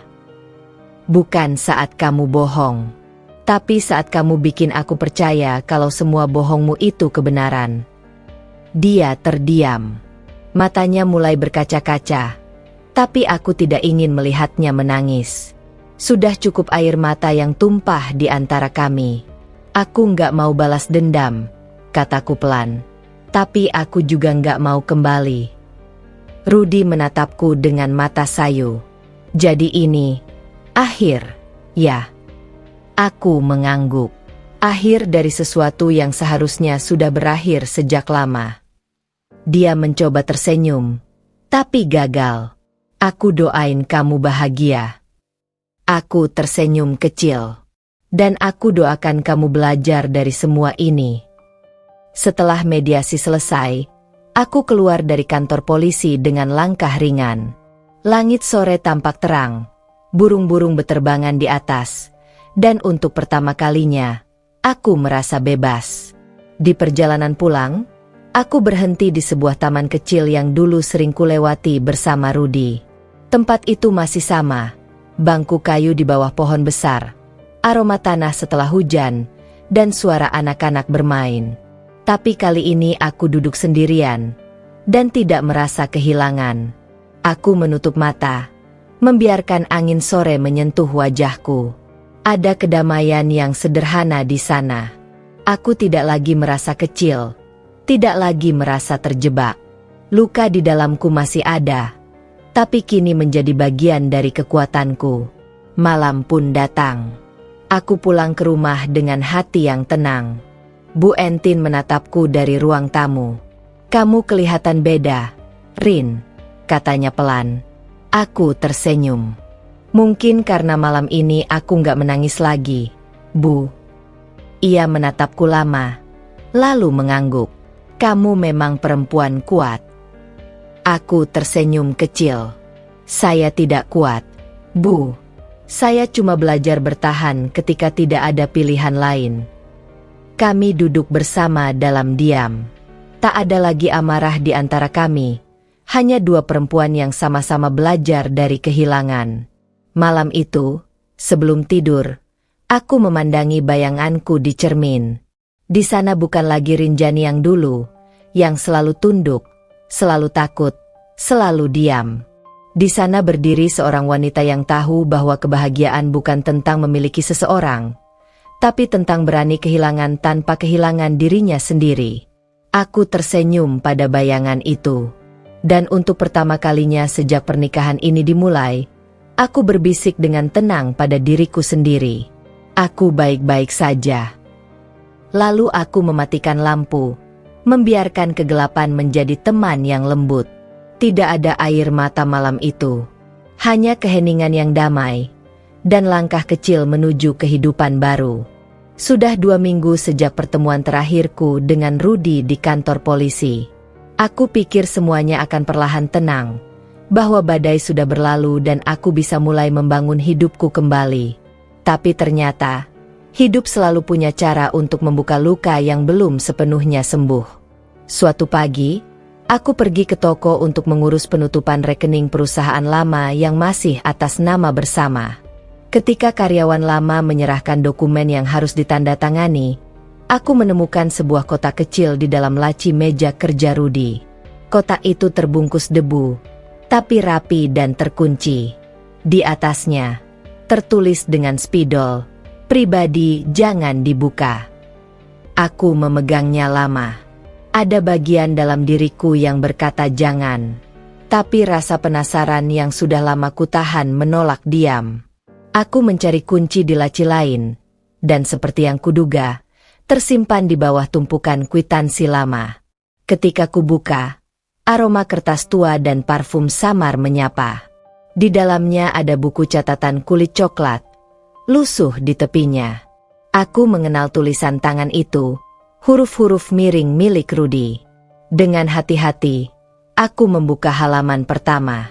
Di sana tertulis tanggal-tanggal, catatan transaksi, dan di beberapa tempat, kalimat singkat seperti, "Dimas janji bagi hasil minggu depan," atau "uang tambahan dari investor." Tapi semakin aku membaca, catatan itu berubah. Halaman demi halaman bukan lagi tentang bisnis, melainkan tentang aku, tentang Rinjani. Dia terlalu cerdas. Kadang aku merasa kecil di hadapannya. Mama bilang aku harus lebih tegas. Tapi kenapa setiap kali aku marah, justru aku merasa bersalah? Aku cinta Rinjani, tapi aku juga takut padanya. Kalau aku gagal, dia pasti kecewa. Aku nggak sanggup lihat tatapan itu. Aku berhenti di situ. Dadaku sesak. Ternyata, di balik semua kemarahannya, ada ketakutan. Rudy bukan hanya licik atau keras kepala, dia juga rapuh. Dan mungkin, karena rapuh itulah dia berubah menjadi sosok yang tega menipuku. Aku lanjut membuka halaman terakhir. Tulisannya berbeda. Lebih cepat, tergesa, tinta yang memudar di beberapa bagian. Aku kehilangan kendali. Dimas bawa kabur uang itu. Aku panik. Aku pakai nama Rinjani tanpa izin. Aku tahu aku jahat. Tapi aku nggak tahu cara lain. Aku cuma pengen dia nggak benci aku. Aku menutup buku itu perlahan. Air mata menetes. Tapi bukan karena marah. Aku tidak tahu harus sedih atau iba. Selama ini aku hanya melihat Rudy sebagai pelaku. Tapi dari catatan itu, aku mulai melihat sisi yang lain. Seseorang yang tersesat di tengah ketakutannya sendiri. Namun satu hal tetap tidak berubah. Luka yang dia buat nyata. Cinta yang hancur tak bisa disembuhkan hanya dengan penyesalan yang tertulis di halaman buku. Sore itu, aku kembali ke rumah dengan hati yang berat. Bu Entin sedang duduk di teras, menatap jauh ke arah jalanan yang sepi. Wajahnya tampak lebih tua dari sebelumnya. Dari toko? Tanyanya pelan. Aku mengangguk. Iya, Bu. Ia menghela napas panjang. Aku dapat kabar. Rudy mau disidangkan minggu depan. Aku menatapnya sebentar. Saya tahu. Kami terdiam lama. Sampai akhirnya aku mengeluarkan buku catatan itu dari tas dan meletakkannya di meja. Ini milik Rudy, kataku pelan.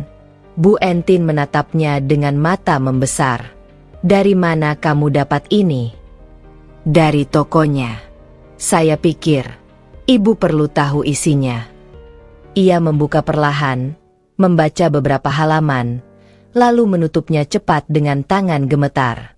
Air mata menetes di pipinya. Dia nulis semua ini? Aku mengangguk.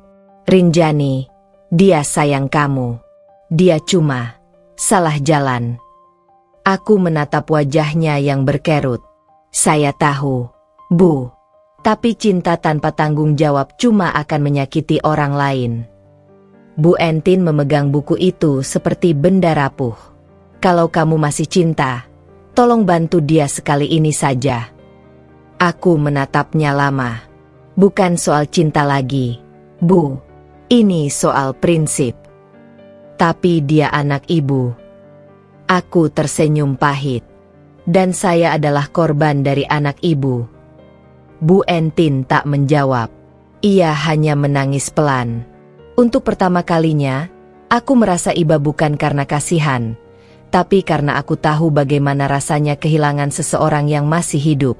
Malamnya, aku duduk di kamar sambil menatap buku catatan itu di pangkuanku. Setiap kata Rudy terasa seperti bayangan masa lalu yang datang menyentuhku lembut, tapi sekaligus menyakitkan. Aku membuka halaman kosong di belakang, mengambil pena, dan mulai menulis. Rudy, aku baca semua catatanmu. Aku tahu kamu takut gagal. Aku tahu kamu cuma ingin diakui. Tapi seandainya kamu tahu, aku mencintaimu bukan karena kamu sempurna. Aku mencintaimu karena aku tahu kita bisa tumbuh bersama. Sayangnya, kamu memilih berbohong, bukan bertumbuh. Aku berhenti sejenak, menatap tulisan itu. Lalu aku melanjutkan. Aku nggak akan benci kamu. Tapi aku juga nggak akan kembali. Aku sudah cukup terluka. Dan sekarang aku ingin sembuh. Aku menutup buku itu. Dalam diam, aku tahu aku baru saja menulis perpisahan yang sebenarnya. Bukan perpisahan karena marah, tapi karena akhirnya aku bisa menerima kenyataan. Cinta kami sudah selesai. Keesokan harinya, aku mengunjungi Bu Entin di rumah sakit. Ia jatuh sakit sejak malam sebelumnya, mungkin karena stres dan kelelahan. Aku membawakan bubur dan beberapa obat. Saat aku datang, ia menatapku lemah, tapi tersenyum. Kamu masih peduli sama ibu, ya? Katanya dengan suara serak. Aku duduk di sampingnya. Ibu tetap keluarga. Padahal aku nggak pernah benar-benar baik ke kamu, gumamnya. Aku menatapnya lembut. Tapi saya tetap menghormati ibu. Ia meneteskan air mata. Rinjani, kalau aku boleh minta satu hal, Jangan biarkan Rudi sendirian di sidang nanti. Aku diam. Saya nggak janji, Bu, jawabku akhirnya. Tapi saya akan pikirkan. Ia mengangguk pelan, lalu menutup mata. Beberapa hari kemudian, aku menerima surat dari pengacara Rudi. Surat itu berisi pengakuan resmi, ditandatangani olehnya sendiri.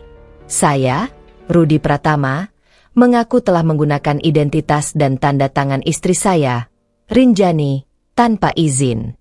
Semua tindakan itu murni keputusan saya pribadi, tanpa keterlibatan pihak lain. Saya siap bertanggung jawab sepenuhnya.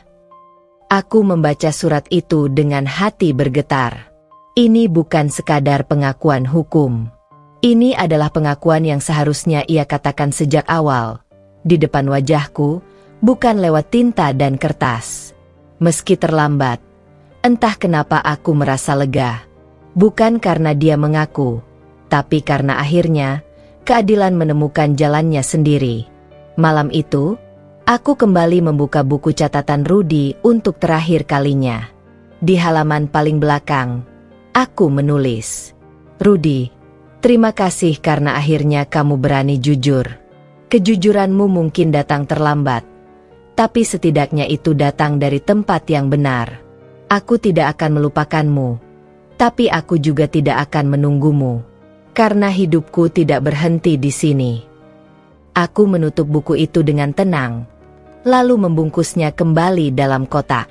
Bukan untuk dilupakan, tapi untuk disimpan sebagai pengingat, bahwa bahkan cinta yang hancur pun bisa meninggalkan pelajaran berharga. Keesokan harinya, aku menyerahkan buku itu pada Bu Entin di rumah sakit. Ia memeluknya erat. Air matanya jatuh satu-satu. "Terima kasih, Rinjani," katanya pelan. Aku tersenyum. Saya harap, setelah ini, ibu juga bisa sembuh. Bukan hanya dari penyakit, tapi dari semua penyesalan. Ia mengangguk, menggenggam tanganku dengan lemah. "Kamu benar, Nak. Kadang cinta butuh kehilangan untuk jadi dewasa." Malamnya, aku berjalan sendirian menyusuri jalan di depan rumah. Angin malam berembus pelan, membawa aroma tanah basah dan sisa hujan. Di langit, bulan separuh menggantung redup. Aku berhenti, menatap ke atas. Dulu, setiap kali aku merasa lelah, aku selalu berdoa agar semuanya kembali seperti dulu, saat aku dan Rudi masih bisa tertawa tanpa takut esok akan hancur. Tapi malam ini, aku berdoa untuk hal yang berbeda. Aku berdoa agar aku bisa terus melangkah, tanpa dendam, tanpa air mata, dan tanpa menoleh ke belakang lagi. Dan untuk pertama kalinya, aku tahu aku sudah benar-benar siap menjalani hidupku sendiri. Aku tak pernah tahu seberapa dalam hati seorang ibu bisa terluka, sampai aku melihat Bu Entin menangis tanpa suara di kamar rumah sakit. Ia duduk menatap jendela, tubuhnya kurus, kulitnya pucat, dan matanya merah oleh kelelahan yang tak lagi bisa disembunyikan. Aku berdiri di depan pintu cukup lama sebelum memutuskan masuk. "Bu," panggilku pelan. Ia menoleh, senyumnya tipis dan lemah. "Kamu datang, Nak." Aku berjalan pelan mendekat. "Bagaimana keadaan ibu hari ini?" "Masih sama," jawabnya singkat. "Tapi mungkin lebih tenang sedikit. Dokter bilang tensi sudah mulai stabil." Aku duduk di kursi di samping ranjang. Kami berdua diam lama. Tak ada kata yang keluar. Hanya suara mesin infus yang berirama seperti detak waktu yang menunda percakapan yang seharusnya terjadi sejak dulu. Akhirnya, Bu Entin membuka suara lebih dulu. "Rinjani, kamu tahu, selama ini ibu terlalu keras sama kamu." Aku menatapnya. "Ibu nggak perlu. Biarkan ibu bicara dulu." Suaranya pelan, tapi tegas, seperti seseorang yang sudah lama menyimpan sesuatu di dalam dadanya. "Aku dulu nggak suka kamu bukan karena kamu buruk, tapi karena kamu terlalu baik. Kamu terlalu sempurna di mata Rudi. Dia selalu bilang, Rinjani ini bisa ini, Rinjani tahu itu. Lama-lama aku merasa anakku kehilangan dirinya sendiri. Aku terdiam. Aku tak menyangka akan mendengar kejujuran itu dari mulutnya. Rudy itu anak satu-satunya. Lanjutnya, menatap langit-langit. Aku besarinnya sendirian setelah bapaknya meninggal. Aku kerja keras. Aku rela nggak tidur supaya dia bisa sekolah, supaya dia jadi orang sukses. Tapi waktu dia menikah sama kamu, entah kenapa, aku merasa dia menjauh. Aku takut kehilangan dia. Suaranya bergetar. Jadi setiap kali aku lihat kamu, aku marah. Bukan karena kamu salah, tapi karena aku takut dia nggak butuh aku lagi. Aku menunduk, menahan air mata yang mulai berkumpul. Bu. Dan sekarang lihatlah, katanya sambil tersenyum getir. Dia kehilangan segalanya. Aku kehilangan rasa bangga, dan kamu kehilangan kedamaian. Kami berdua, aku dan anakku, ternyata sama. Sama-sama salah. Aku menghela napas dalam. Bu, saya nggak pernah ingin merebut Rudy dari ibu. Saya cuma ingin dia belajar jadi laki-laki yang bisa berdiri di antara dua wanita yang sama-sama mencintainya. Bu Entin menatapku dengan mata basah. Dan dia gagal. Tidak sepenuhnya, jawabku lembut. Dia cuma belum belajar bahwa cinta tanpa kejujuran hanyalah bentuk ketakutan yang lain. Bu Entin tersenyum tipis. Kamu bijak, Rinjani. Mungkin terlalu bijak untuk laki-laki seperti Rudy. Kami berdua tertawa kecil, tapi di dalam tawa itu ada perih yang sulit dijelaskan.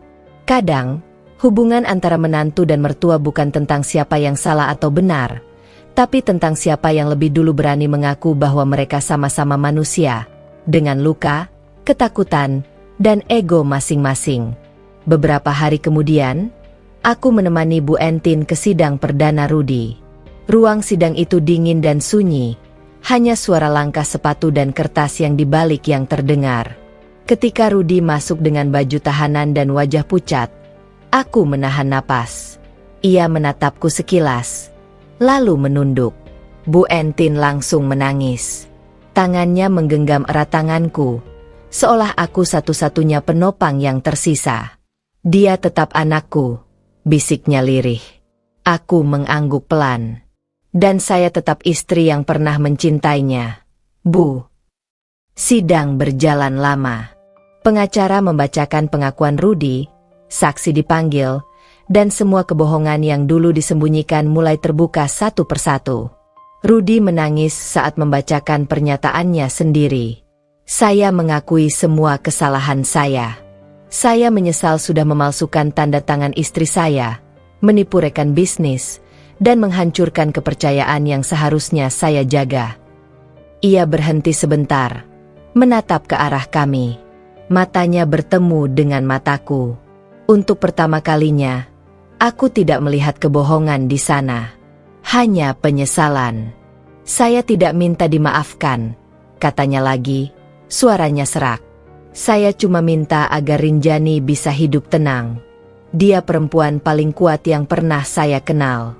Dan saya tidak layak untuknya. Ruang sidang hening. Hakim menutup berkas, dan keputusan sementara diumumkan. Rudy akan menjalani proses hukum lanjutan, tapi karena pengakuannya dan pertimbangan keluarga, ia diizinkan menjalani tahanan rumah sambil menunggu sidang akhir.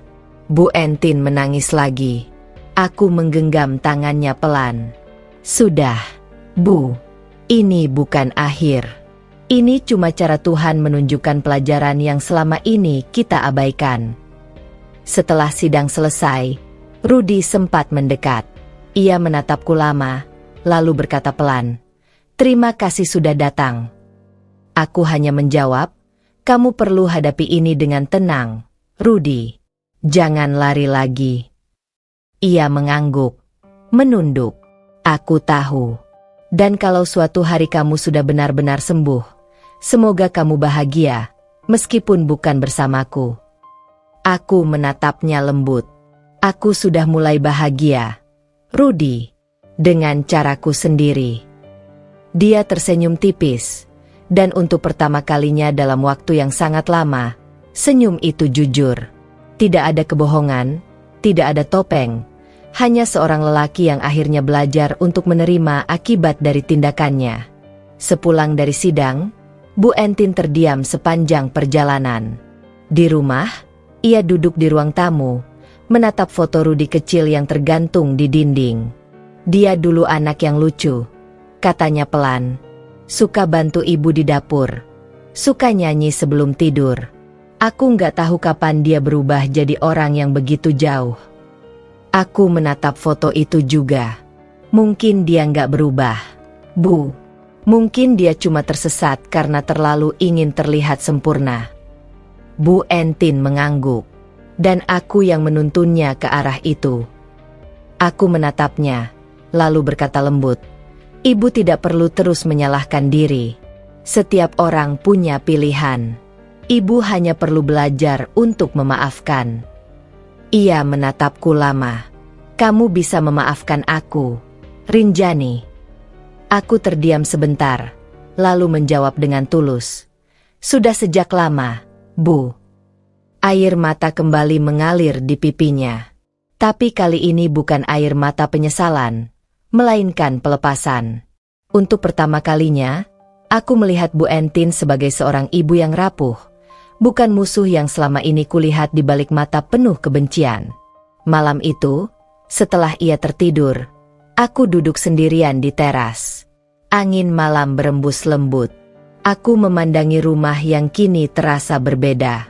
Tidak lagi dingin, tidak lagi menakutkan. Di tempat yang dulu penuh pertengkaran, kini ada keheningan yang lembut, seperti luka yang akhirnya berhenti berdarah. Aku menulis di buku harianku.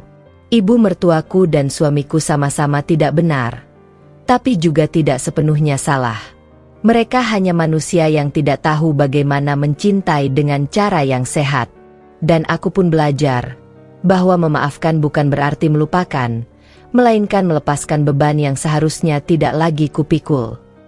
Aku menutup buku itu dengan senyum kecil. Malam ini, untuk pertama kalinya, aku merasa ringan. Keesokan harinya, Bu Entin meminta sesuatu yang tak pernah kuduga. Rinjani, katanya, kalau nanti aku sudah nggak ada, tolong jaga Rudi. Bukan sebagai istri, tapi sebagai seseorang yang pernah menyelamatkan dia dari dirinya sendiri. Aku menatapnya pelan. Ibu bicara apa? Bu? Jangan ngomong aneh-aneh. Ia tersenyum samar.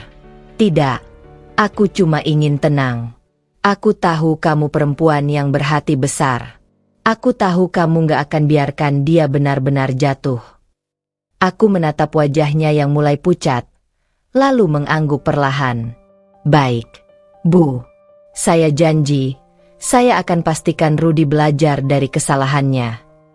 Bu Entin tersenyum, dan aku tahu, mungkin untuk pertama kalinya sejak aku mengenalnya, senyum itu datang dari hati.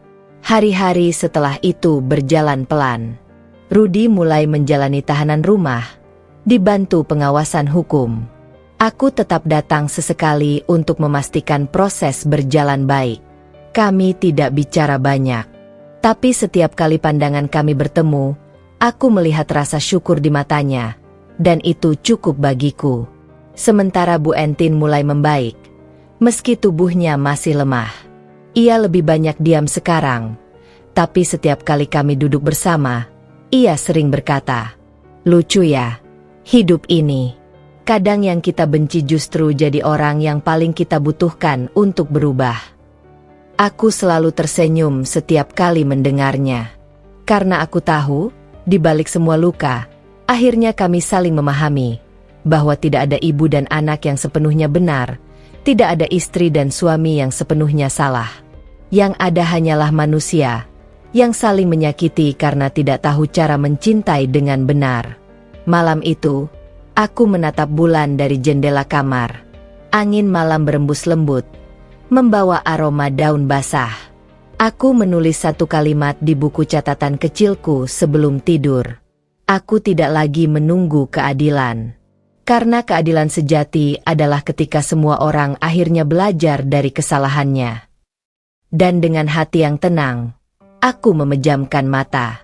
Untuk pertama kalinya, aku merasa damai. Bukan karena semuanya berakhir bahagia, tapi karena aku akhirnya berdamai dengan semua yang pernah menyakitiku.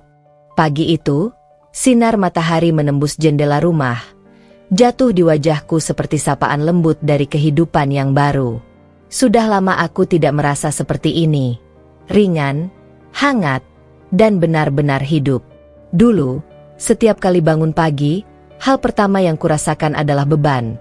Apa yang harus kuhadapi hari ini? Bagaimana menahan amarah Bu Entin? Atau bagaimana mengukur nada bicara agar Rudy tidak tersinggung? Tapi kini, aku hanya merasa bebas. Aku menatap cermin. Wajah di hadapanku masih wajah yang sama, tapi matanya berbeda.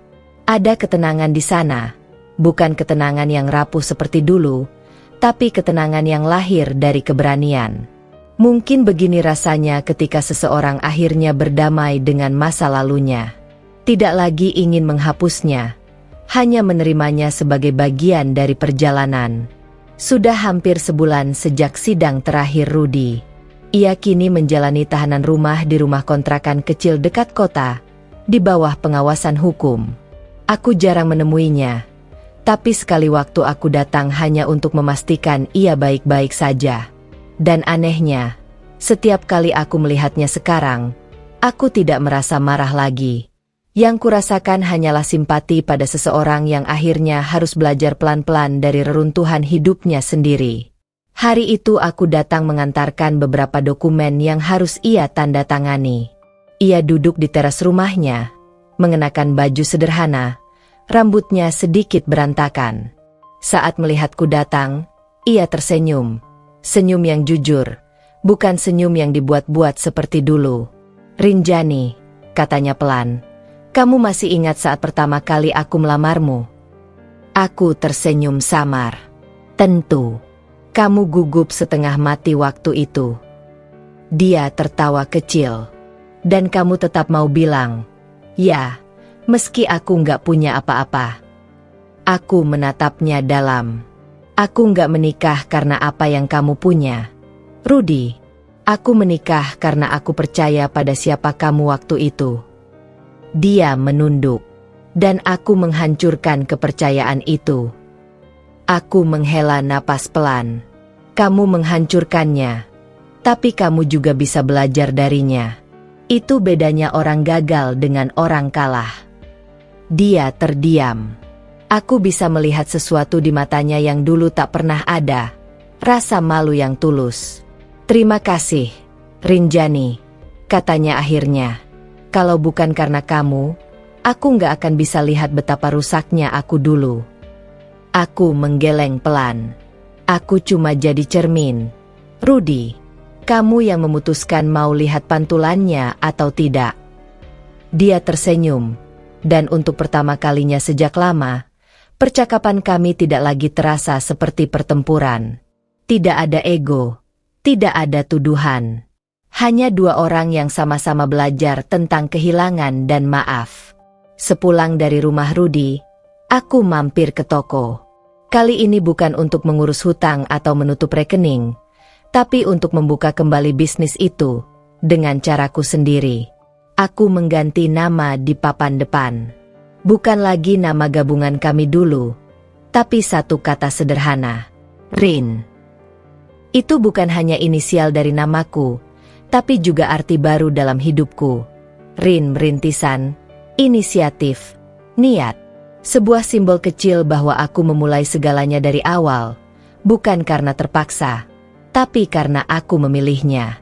Karyawan lama menyambut dengan mata berbinar. "Bu Rinjani, toko ini bisa jalan lagi?" Aku tersenyum. "Bisa, asal kita kerja dengan jujur." Aku tahu perjalanan ini tidak akan mudah, tapi untuk pertama kalinya aku tidak takut. Aku sudah melalui yang lebih buruk dari kebangkrutan, kehilangan harga diri, dan aku berhasil bangkit dari itu. Sore hari, Aku kembali ke rumah dan menemukan Bu Entin duduk di kursi goyang di teras, mengenakan syal tipis. Wajahnya sudah jauh lebih tenang. Mungkin karena ia mulai berdamai dengan dirinya sendiri. "Aku dengar kamu buka toko lagi," katanya dengan nada lembut. Aku tersenyum. "Iya, Bu. Saya pikir, kalau terus menyesali masa lalu, kita nggak akan pernah maju."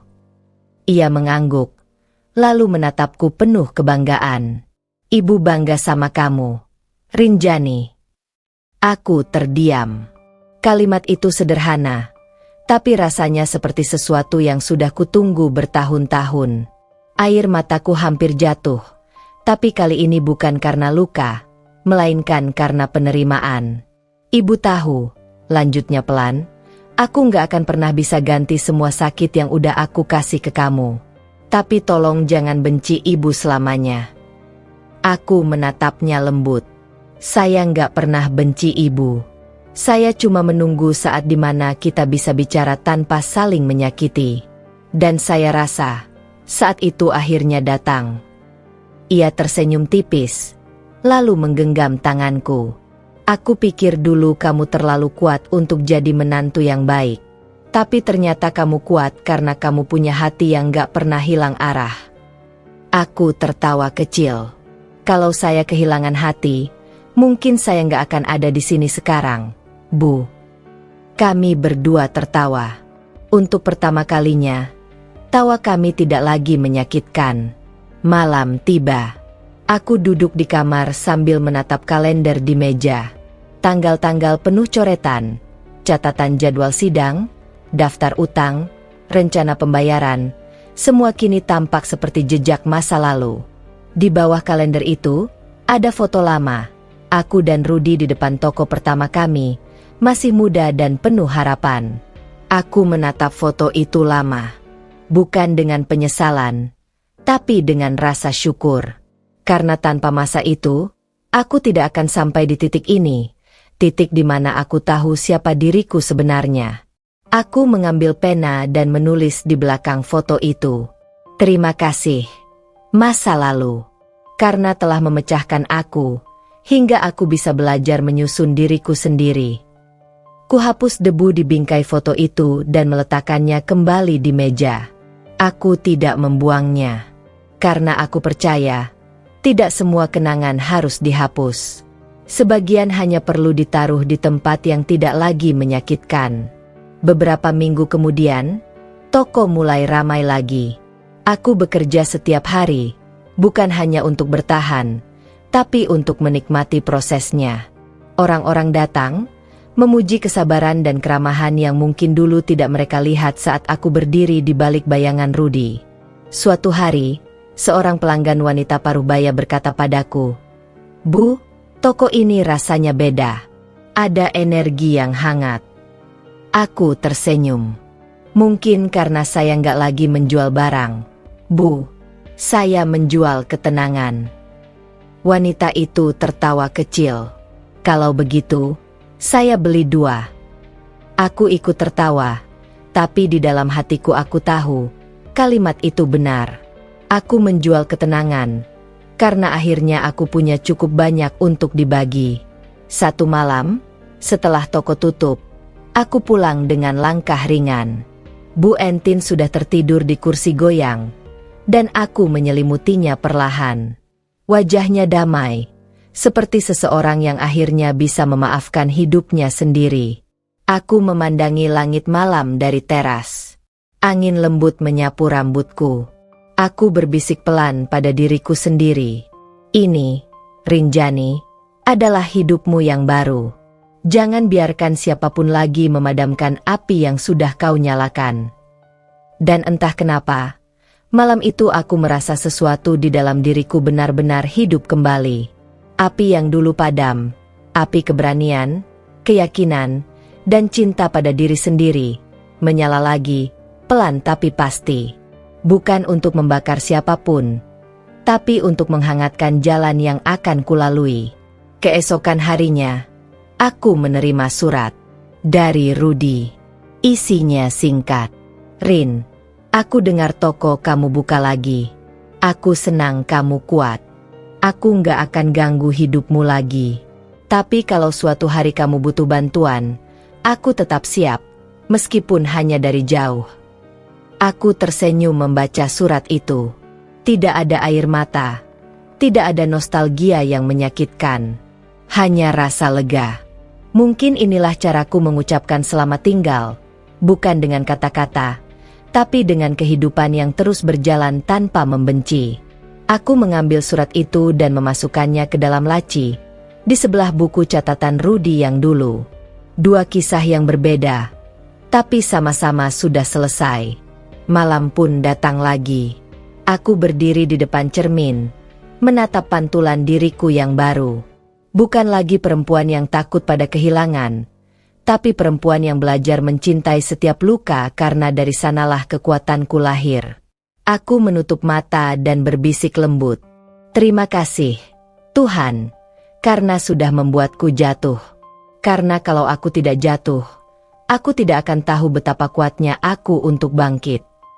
Dan di keheningan malam itu, aku tersenyum untuk diriku sendiri. Tidak ada lagi rasa takut. Tidak ada lagi tangis. Yang ada hanyalah api kecil di dalam dada, menyala, hangat, dan hidup. Sudah 3 bulan sejak aku membuka kembali toko Rin. Hidupku berjalan dengan ritme baru, sederhana, tapi penuh makna. Aku bekerja setiap pagi, menutup toko menjelang senja, dan menghabiskan malam di rumah bersama Bu Entin yang kesehatannya perlahan membaik. Terkadang kami tertawa kecil saat makan malam, mengenang hal-hal lucu di masa lalu yang dulu terlalu kelam untuk diingat.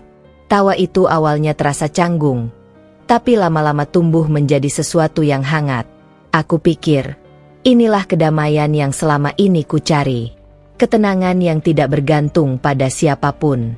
Tapi seperti biasa, hidup selalu punya cara aneh untuk menguji seseorang, terutama ketika ia mulai merasa aman. Hari itu, aku sedang memeriksa laporan stok di toko ketika ponselku berdering. Nomor tak dikenal. Awalnya aku ragu untuk mengangkat, tapi entah kenapa, ada dorongan kecil dalam diriku untuk menekan tombol hijau. Halo. Selamat siang. Ini dengan Ibu Rinjani. Iya, betul. Dengan siapa ini? Saya dari Rumah Sakit Citra Harapan. Bu, kami ingin mengabarkan bahwa pasien atas nama Ibu Entin Saputri baru saja kami bawa ke ruang gawat darurat. Mohon datang secepatnya. Dunia langsung berputar. Tanganku gemetar. Napasku tercekat. Aku hanya sempat menjawab, saya segera ke sana, sebelum berlari keluar dari toko tanpa sempat menutup pintu. Perjalanan ke rumah sakit terasa seperti mimpi buruk yang bergerak lambat. Setiap detik terasa seperti menit. Setiap suara seperti gema yang jauh. Aku menatap keluar jendela mobil, berdoa di dalam hati. Tuhan, jangan sekarang. Aku baru saja belajar berdamai. Jangan ambil lagi apa yang baru kutemukan. Sesampainya di rumah sakit, aku berlari ke ruang gawat darurat. Dokter keluar. Wajahnya tegang. Ibu siapa dari pasien? Saya menantunya. Bagaimana keadaannya, Dok? Dokter menatapku sebentar, lalu menghela napas. Beliau sempat mengalami serangan jantung mendadak. Kami sudah berusaha menstabilkan, tapi kondisinya masih kritis. Kata kritis menamparku lebih keras daripada yang bisa kulihat dari wajah dokter itu. Aku menatap ke dalam ruangan melalui kaca. Tubuh Bu Entin terbaring lemah, selang oksigen menempel di hidungnya, dan mesin di samping ranjang berdetak pelan. Perempuan yang dulu menegurku dengan suara tajam kini terbaring tak berdaya di depan mataku. Aku berdiri lama di depan kaca itu. Tubuhku gemetar. Bukan hanya karena takut kehilangannya, tapi juga karena menyadari betapa cepatnya waktu menghapus jarak antara kebencian dan kasih. Baru kemarin kami tertawa, dan kini aku bahkan tak tahu apakah ia masih bisa mendengar suaraku. Malamnya, aku duduk di ruang tunggu dengan tangan menggenggam buku catatan kecil yang dulu milik Rudy. Entah kenapa, aku membawanya tanpa sadar dari rumah. Mungkin karena aku butuh sesuatu untuk kugenggam, sesuatu yang bisa menenangkan pikiranku. Rudy datang 1 jam kemudian. Wajahnya tampak panik. Ia mengenakan jaket lusuh dan sandal jepit. Begitu melihatku, ia berhenti, seolah tak yakin boleh mendekat. Dia masih hidup. Suaranya bergetar. Aku mengangguk. Masih, tapi lemah. Kami berdua duduk diam di kursi tunggu. Hening. Aku bisa mendengar detak jarum jam di dinding. Aneh. Dulu keheningan seperti ini membuatku gelisah. Tapi malam ini, aku justru merasa damai di tengah kesedihan. Rudy akhirnya bicara. Suaranya nyaris seperti bisikan. Aku nggak sanggup kalau mama pergi. Rin. Aku menatapnya. Nggak ada yang sanggup. Rudy. Tapi kita juga nggak bisa melawan waktu. Dia menunduk. Menggenggam tangannya erat-erat. Aku pengen minta maaf ke mama. Rin. Tapi aku takut terlambat. Aku menatap wajahnya yang kini tampak lebih tua dari usianya. Nggak ada kata terlambat untuk minta maaf. Rudy, datanglah padanya selagi kamu bisa. Beberapa jam kemudian, dokter mengizinkan kami masuk bergantian. Rudy masuk lebih dulu. Aku menunggu di luar. Dari balik pintu, ku dengar suaranya bergetar. Ma, maafkan Rudy. Ma, aku udah banyak bikin mama malu. Aku pikir aku tahu segalanya. Aku pikir dengan uang, aku bisa bahagiain mama. Tapi ternyata, semua itu cuma kebodohan. Lalu terdengar suara lirih Bu Entin. Rudy. Aku menutup mata, menahan napas. Suara itu lemah, tapi jelas. Jangan nangis, nak, katanya pelan. Mama udah maafin kamu sejak lama. Rudy menangis. Suara sesenggukannya terdengar sampai luar ruangan. Aku tak kuasa menahan air mata. Kadang, pengampunan datang di saat yang paling sekarat. Dan justru disitulah cinta terasa paling murni. Ketika giliranku masuk, Bu Entin menatapku dengan mata sayu. Rinjani. Suaranya nyaris tak terdengar. Aku mendekat, menggenggam tangannya. Iya, Bu. Saya di sini. Ia tersenyum kecil. Aku udah lama nggak lihat kamu secantik ini. Aku menahan tangis. Jangan bicara seperti itu, Bu. Ibu akan sembuh. Ia menggeleng pelan. Aku tahu waktuku nggak lama lagi. Tapi aku tenang, karena kamu sudah bahagia. Air mataku akhirnya jatuh. Belum sepenuhnya, Bu. Tapi saya sedang berusaha. Ia menatapku lama. Itu sudah cukup. Hidup nggak harus sempurna. Rinjani, cukup dijalani dengan hati yang jujur. Aku menunduk, mencium punggung tangannya. Ia mengusap kepalaku pelan, seperti seorang ibu sungguhan. Terima kasih sudah maafin aku, katanya lirih.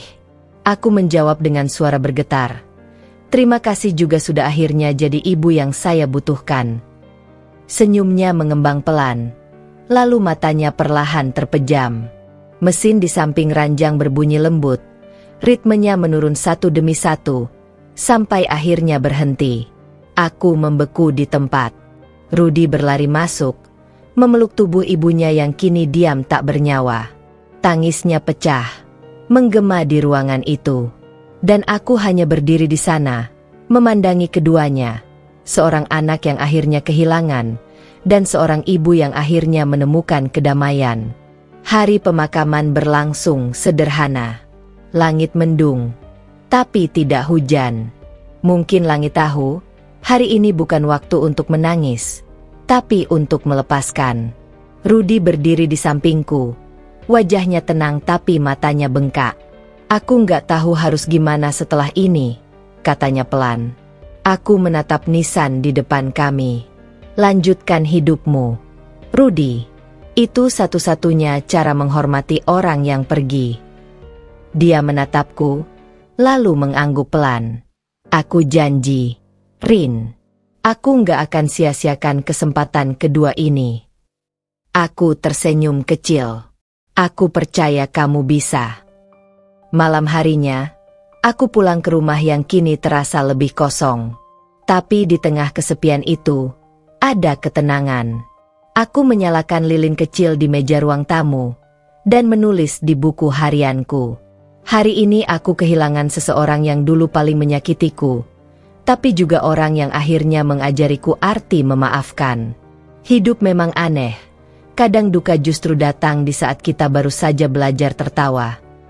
Aku menatap lilin itu lama. Cahaya kecilnya menari lembut, seperti roh Bu Entin yang sedang tersenyum di tempat yang lebih damai. Dan di saat itulah aku sadar, aku tidak lagi takut pada kehilangan. Karena kali ini, aku tahu bagaimana cara menemukan diriku di tengah kehampaan. Beberapa hari kemudian, aku mengunjungi makam Bu Entin sendirian. Aku membawa bunga melati, bunga yang dulu paling ia sukai. Aku meletakkannya di atas nisan, lalu berlutut pelan. "Terima kasih, Bu," bisikku, "untuk semuanya. Untuk luka, untuk pelajaran, dan untuk cinta yang datang terlambat tapi tetap berarti." Angin berhembus lembut, menggoyangkan helai rambutku. Aku tersenyum kecil. Mungkin itu cara alam menjawab bahwa ia mendengar. Malam itu, aku duduk di teras dengan segelas teh hangat. Aku menatap ke arah langit dan untuk pertama kalinya sejak lama, aku tertawa kecil sendirian. Tawa yang bukan karena bahagia sepenuhnya, tapi karena aku sadar, aku masih hidup, dan itu cukup. Hidup memang aneh. Kadang tawa berubah jadi duka dalam sekejap. Tapi di balik setiap duka, selalu ada kesempatan untuk tumbuh, untuk menjadi lebih kuat, untuk lebih mengenal makna cinta yang sejati. Aku menatap langit malam yang cerah, dan berbisik pelan. "Terima kasih, Tuhan, karena bahkan di tengah kehilangan, Engkau masih memberi alasan untuk tersenyum." Waktu berjalan pelan setelah pemakaman Bu Entin. 3 minggu sudah berlalu, tapi rasanya seperti berbulan-bulan. Rumah ini kini benar-benar sepi, tapi kesepian itu tidak lagi menakutkan. Setiap sudutnya menyimpan kenangan. Suara Bu Entin memanggilku dari dapur, langkah kakinya di malam hari, tawa kecilnya saat aku salah menata meja makan. Semua itu masih tertinggal di udara, tapi bukan sebagai beban, melainkan pengingat bahwa aku pernah melewati badai bersama seseorang yang akhirnya kucintai dengan caraku sendiri. Ada masa di mana aku membenci tempat ini. Dulu, aku merasa rumah ini seperti sangkar, tempat di mana aku belajar diam, menahan kata, dan membungkam diri demi menjaga kedamaian palsu. Tapi kini, aku memandangnya berbeda. Sangkar ini yang mengajarkanku arti terbang. Setiap pagi, aku membuka jendela kamar dan membiarkan sinar matahari masuk tanpa rasa takut lagi. Aku mulai menanam beberapa bunga di halaman depan, mawar putih, melati, dan lavender. Aku ingin rumah ini wangi, bukan lagi oleh aroma kecemasan, tapi oleh ketenangan. Kadang, tetangga datang membantu. Kadang anak kecil lewat, memanggil, "Bu Rinjani, bunganya bagus." Dan setiap kali itu terjadi, aku tersenyum. Karena tanpa kusadari, aku mulai hidup kembali. Tidak dalam bayangan siapapun, tidak dalam tekanan, tapi dalam keyakinanku sendiri. Suatu sore, Rudi datang. Ia tampak lebih rapi dari terakhir kali kulihat di pemakaman ibunya. Tubuhnya lebih kurus, tapi matanya tenang, seperti seseorang yang akhirnya selesai berlari dari dirinya sendiri. Aku menyambutnya di teras. "Kamu kelihatan lebih baik," kataku. Dia mengangguk. Aku coba pelan-pelan. "Rin, sekarang aku kerja bantu di bengkel teman." Aku tersenyum kecil. "Itu bagus. Hidup nggak harus langsung besar, Rudi. Cukup mulai dari kecil tapi jujur." Dia menatapku dengan mata yang hangat. "Kamu tahu, aku baru sadar, semua nasihatmu dulu benar. Aku cuma terlalu sombong buat dengerin." Aku menatapnya lembut. Sombong adalah cara orang menutupi rasa takutnya, Rudy. Tapi aku senang kamu akhirnya berani berhenti bersembunyi. Ia tertawa kecil. Kamu masih bisa ngomong seperti itu, ya? Tenang, tapi nusuk. Aku ikut tertawa. Mungkin karena sekarang aku nggak lagi marah. Aku cuma belajar melihat segalanya dengan tenang. Rudy menunduk. Aku pengen minta maaf lagi, Rin. Bukan untuk minta kamu balik, tapi karena aku pengen kamu tahu, aku sekarang benar-benar paham. Aku menatapnya, dan untuk pertama kalinya, aku tidak merasa luka lagi. Rudy, kataku lembut. Aku sudah lama memaafkanmu. Tapi maaf itu bukan tanda aku akan kembali. Itu tanda bahwa aku sudah selesai dengan rasa sakitku. Dia menatapku lama, lalu mengangguk. Aku tahu. Dan aku bahagia kamu sudah sampai di titik itu. Kami berbicara lama sore itu, bukan sebagai suami dan istri, tapi sebagai dua manusia yang akhirnya bisa bicara tanpa dinding di antara mereka. Dan di akhir percakapan, Rudy berdiri, menatap halaman yang penuh bunga.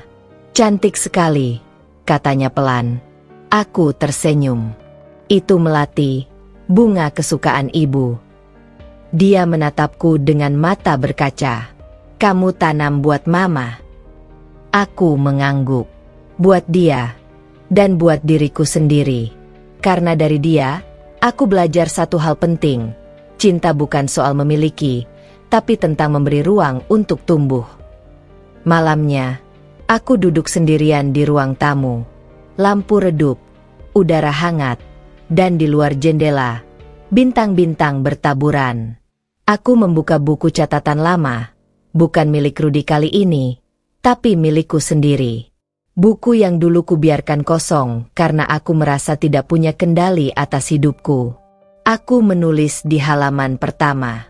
Aku, Rinjani, perempuan yang pernah jatuh, tapi menolak untuk hancur. Aku terus menulis. Dulu aku kira kekuatan itu tentang bertahan di tengah luka. Tapi sekarang aku tahu, kekuatan sejati adalah berani melangkah meski hati masih gemetar. Aku tidak lagi sama seperti dulu. Aku bukan istri yang menunggu, bukan menantu yang takut, bukan korban yang diam. Aku adalah aku, yang belajar hidup dengan keberanian dan memaafkan tanpa menunduk. Tinta di penaku menetes sedikit di ujung kalimat terakhir. Aku menatap tulisan itu lama, lalu tersenyum. Untuk pertama kalinya, aku merasa hidupku bukan cerita tentang penderitaan, tapi tentang kebangkitan. Keesokan paginya, aku menerima pesan dari salah satu pelanggan setia toko. Bu Rinjani, kami ingin pesan banyak barang minggu depan. Bisa ketemu untuk diskusi kerja sama? Aku menjawab singkat, dengan senang hati. Siang itu aku berdiri di depan toko, memandangi papan nama, Rin, yang kini tampak bersinar di terpa cahaya matahari. Toko kecil itu kini bukan sekadar tempat kerja. Ia adalah simbol dari diriku yang baru, tempat di mana aku membangun sesuatu tanpa perlu bayangan siapapun. Salah satu karyawan baruku, seorang perempuan muda bernama Dira, mendekat. Bu, saya sering dengar cerita ibu dari pelanggan. Mereka bilang ibu kuat banget. Aku tertawa kecil. Kuat itu bukan karena saya nggak pernah jatuh, Dira. Justru karena saya tahu bagaimana rasanya jatuh, tapi tetap mau bangkit. Dia tersenyum, lalu bertanya pelan, kalau boleh tahu, Bu, apa yang bikin ibu terus semangat? Aku menatap keluar jendela toko, melihat orang-orang berlalu lalang. Hidup, jawabku. Hidup itu sendiri alasan terbesar untuk tidak berhenti. Malamnya, aku menulis lagi di buku catatan itu. Kali ini bukan tentang masa lalu, tapi tentang rencana masa depan. Aku ingin membuka cabang kecil di kota seberang. Aku ingin mengajar perempuan muda cara mengelola usaha mereka sendiri. Aku ingin mereka tahu bahwa nilai diri mereka tidak diukur dari siapa suaminya, tapi dari apa yang bisa mereka ciptakan. Aku tersenyum membaca tulisanku sendiri. Mungkin itu mimpiku yang baru. Bukan lagi rumah besar, bukan pernikahan sempurna, tapi kehidupan yang jujur dan berguna. Beberapa hari kemudian, aku mengunjungi makam Bu Entin lagi. Langit cerah, angin sejuk. Aku membawa sekeranjang bunga dari taman rumah. Kali ini aku tidak menangis. Aku udah buka toko lagi, Bu, kataku pelan. Aku juga mulai ngajarin beberapa perempuan tentang usaha kecil. Saya cuma ingin mereka nggak takut hidup mandiri. Aku menatap nisan itu dengan senyum tenang. Kalau ibu lihat saya sekarang, pasti ibu bakal tertawa. Karena ternyata saya lebih keras kepala dari yang ibu kira.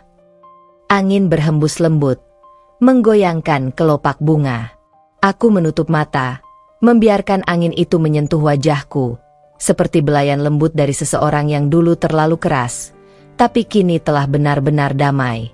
Malam itu aku pulang, menatap rumah yang kini hanya dihuni oleh aku dan kenangan. Aku membuat teh, duduk di kursi dekat jendela, dan menatap bintang. Di luar sana, dunia terasa luas. Aku tahu masih banyak hal yang akan datang, mungkin kebahagiaan baru, mungkin tantangan lain. Tapi kali ini, aku tidak takut.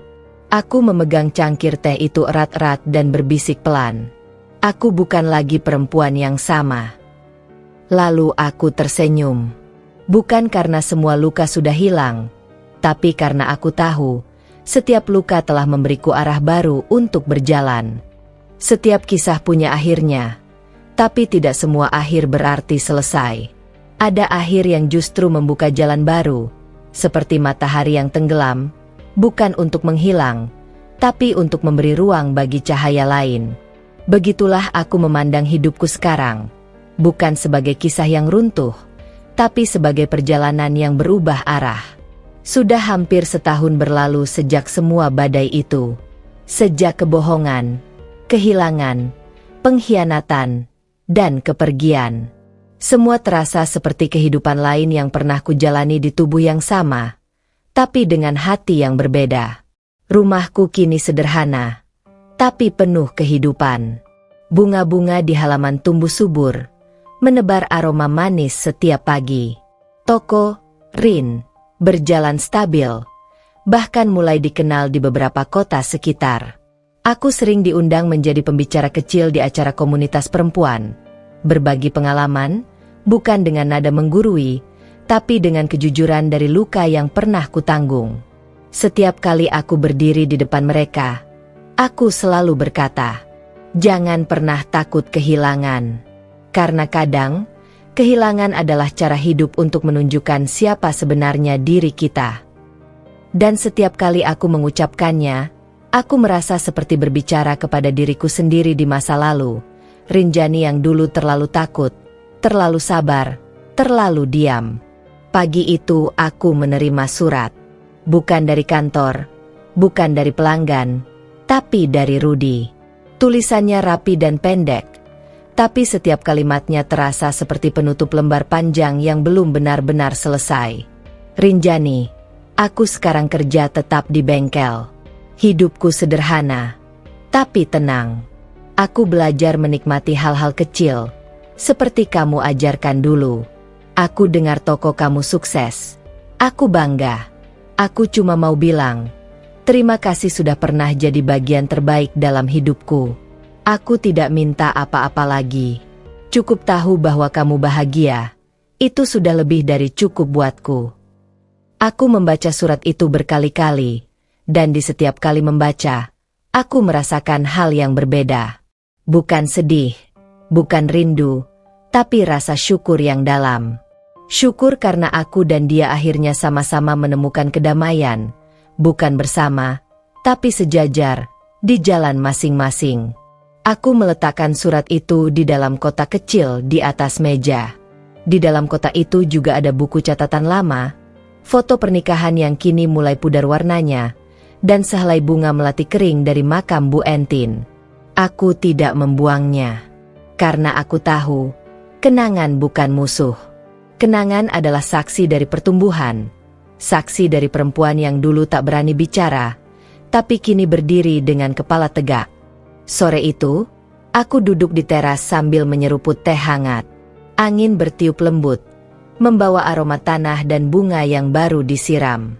Langit memerah, matahari turun perlahan, dan burung-burung pulang ke sarang.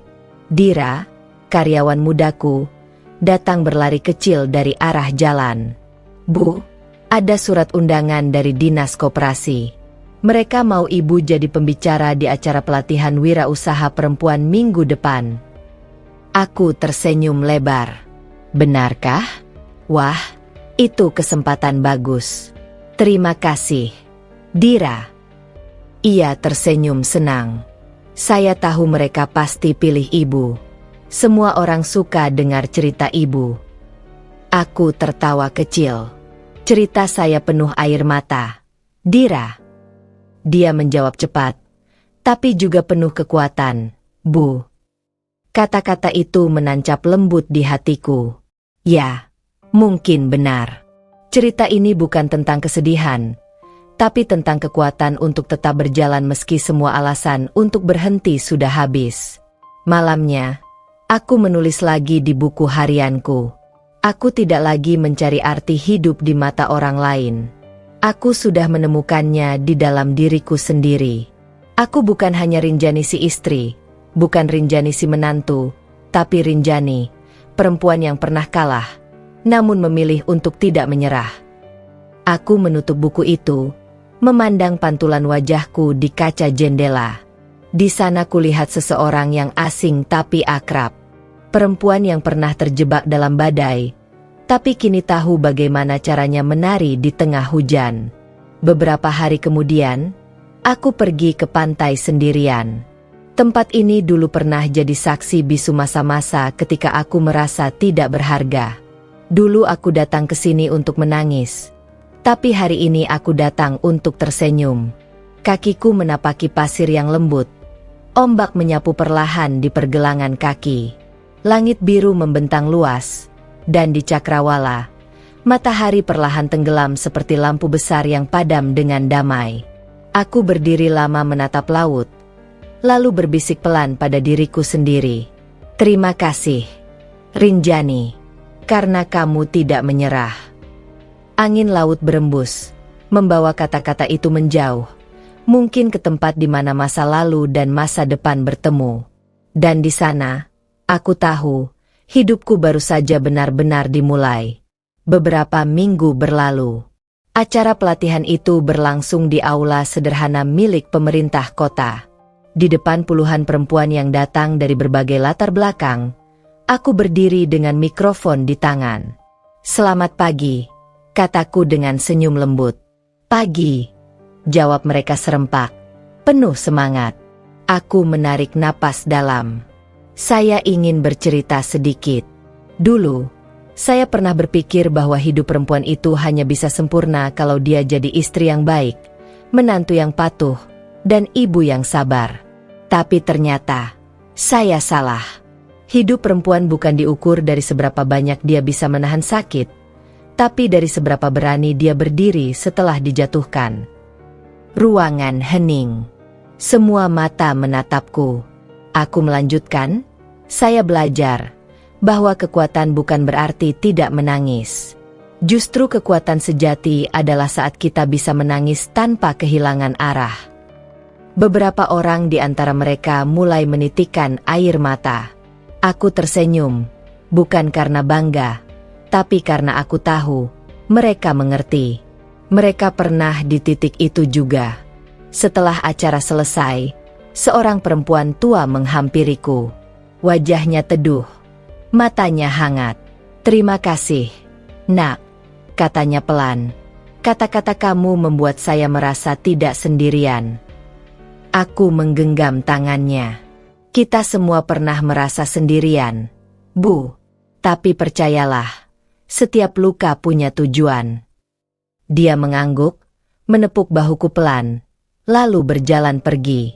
Aku berdiri menatap punggungnya, Dan untuk alasan yang tidak ku mengerti, air mataku mengalir, bukan karena sedih, tapi karena haru. Aku sadar, mungkin ini arti sebenarnya dari hidup. Ketika luka yang dulu menyakitkan, kini bisa menyembuhkan orang lain. Malam itu, aku kembali ke rumah. Aku duduk di teras, memandangi langit malam yang bertabur bintang. Di tengah kesunyian, aku merasa ada sesuatu yang lembut menyentuh dadaku, perasaan damai yang tak bisa dijelaskan. Aku tahu, perjalanan ini belum berakhir. Masih akan ada rintangan, masih akan ada kehilangan. Tapi kali ini, aku siap. Karena aku bukan lagi Rinjani yang dulu. Aku bukan perempuan yang menunggu keajaiban dari orang lain. Aku adalah perempuan yang menciptakan keajaibannya sendiri. Aku tersenyum, lalu menulis satu kalimat terakhir di buku catatanku. Akhir dari kisah ini bukan tentang kehilangan atau kemenangan. Ini tentang kebebasan. Kebebasan untuk menjadi diri sendiri, setelah terlalu lama menjadi milik orang lain. Aku menutup buku itu, meniup lilin di meja, dan membiarkan malam memelukku dengan lembut.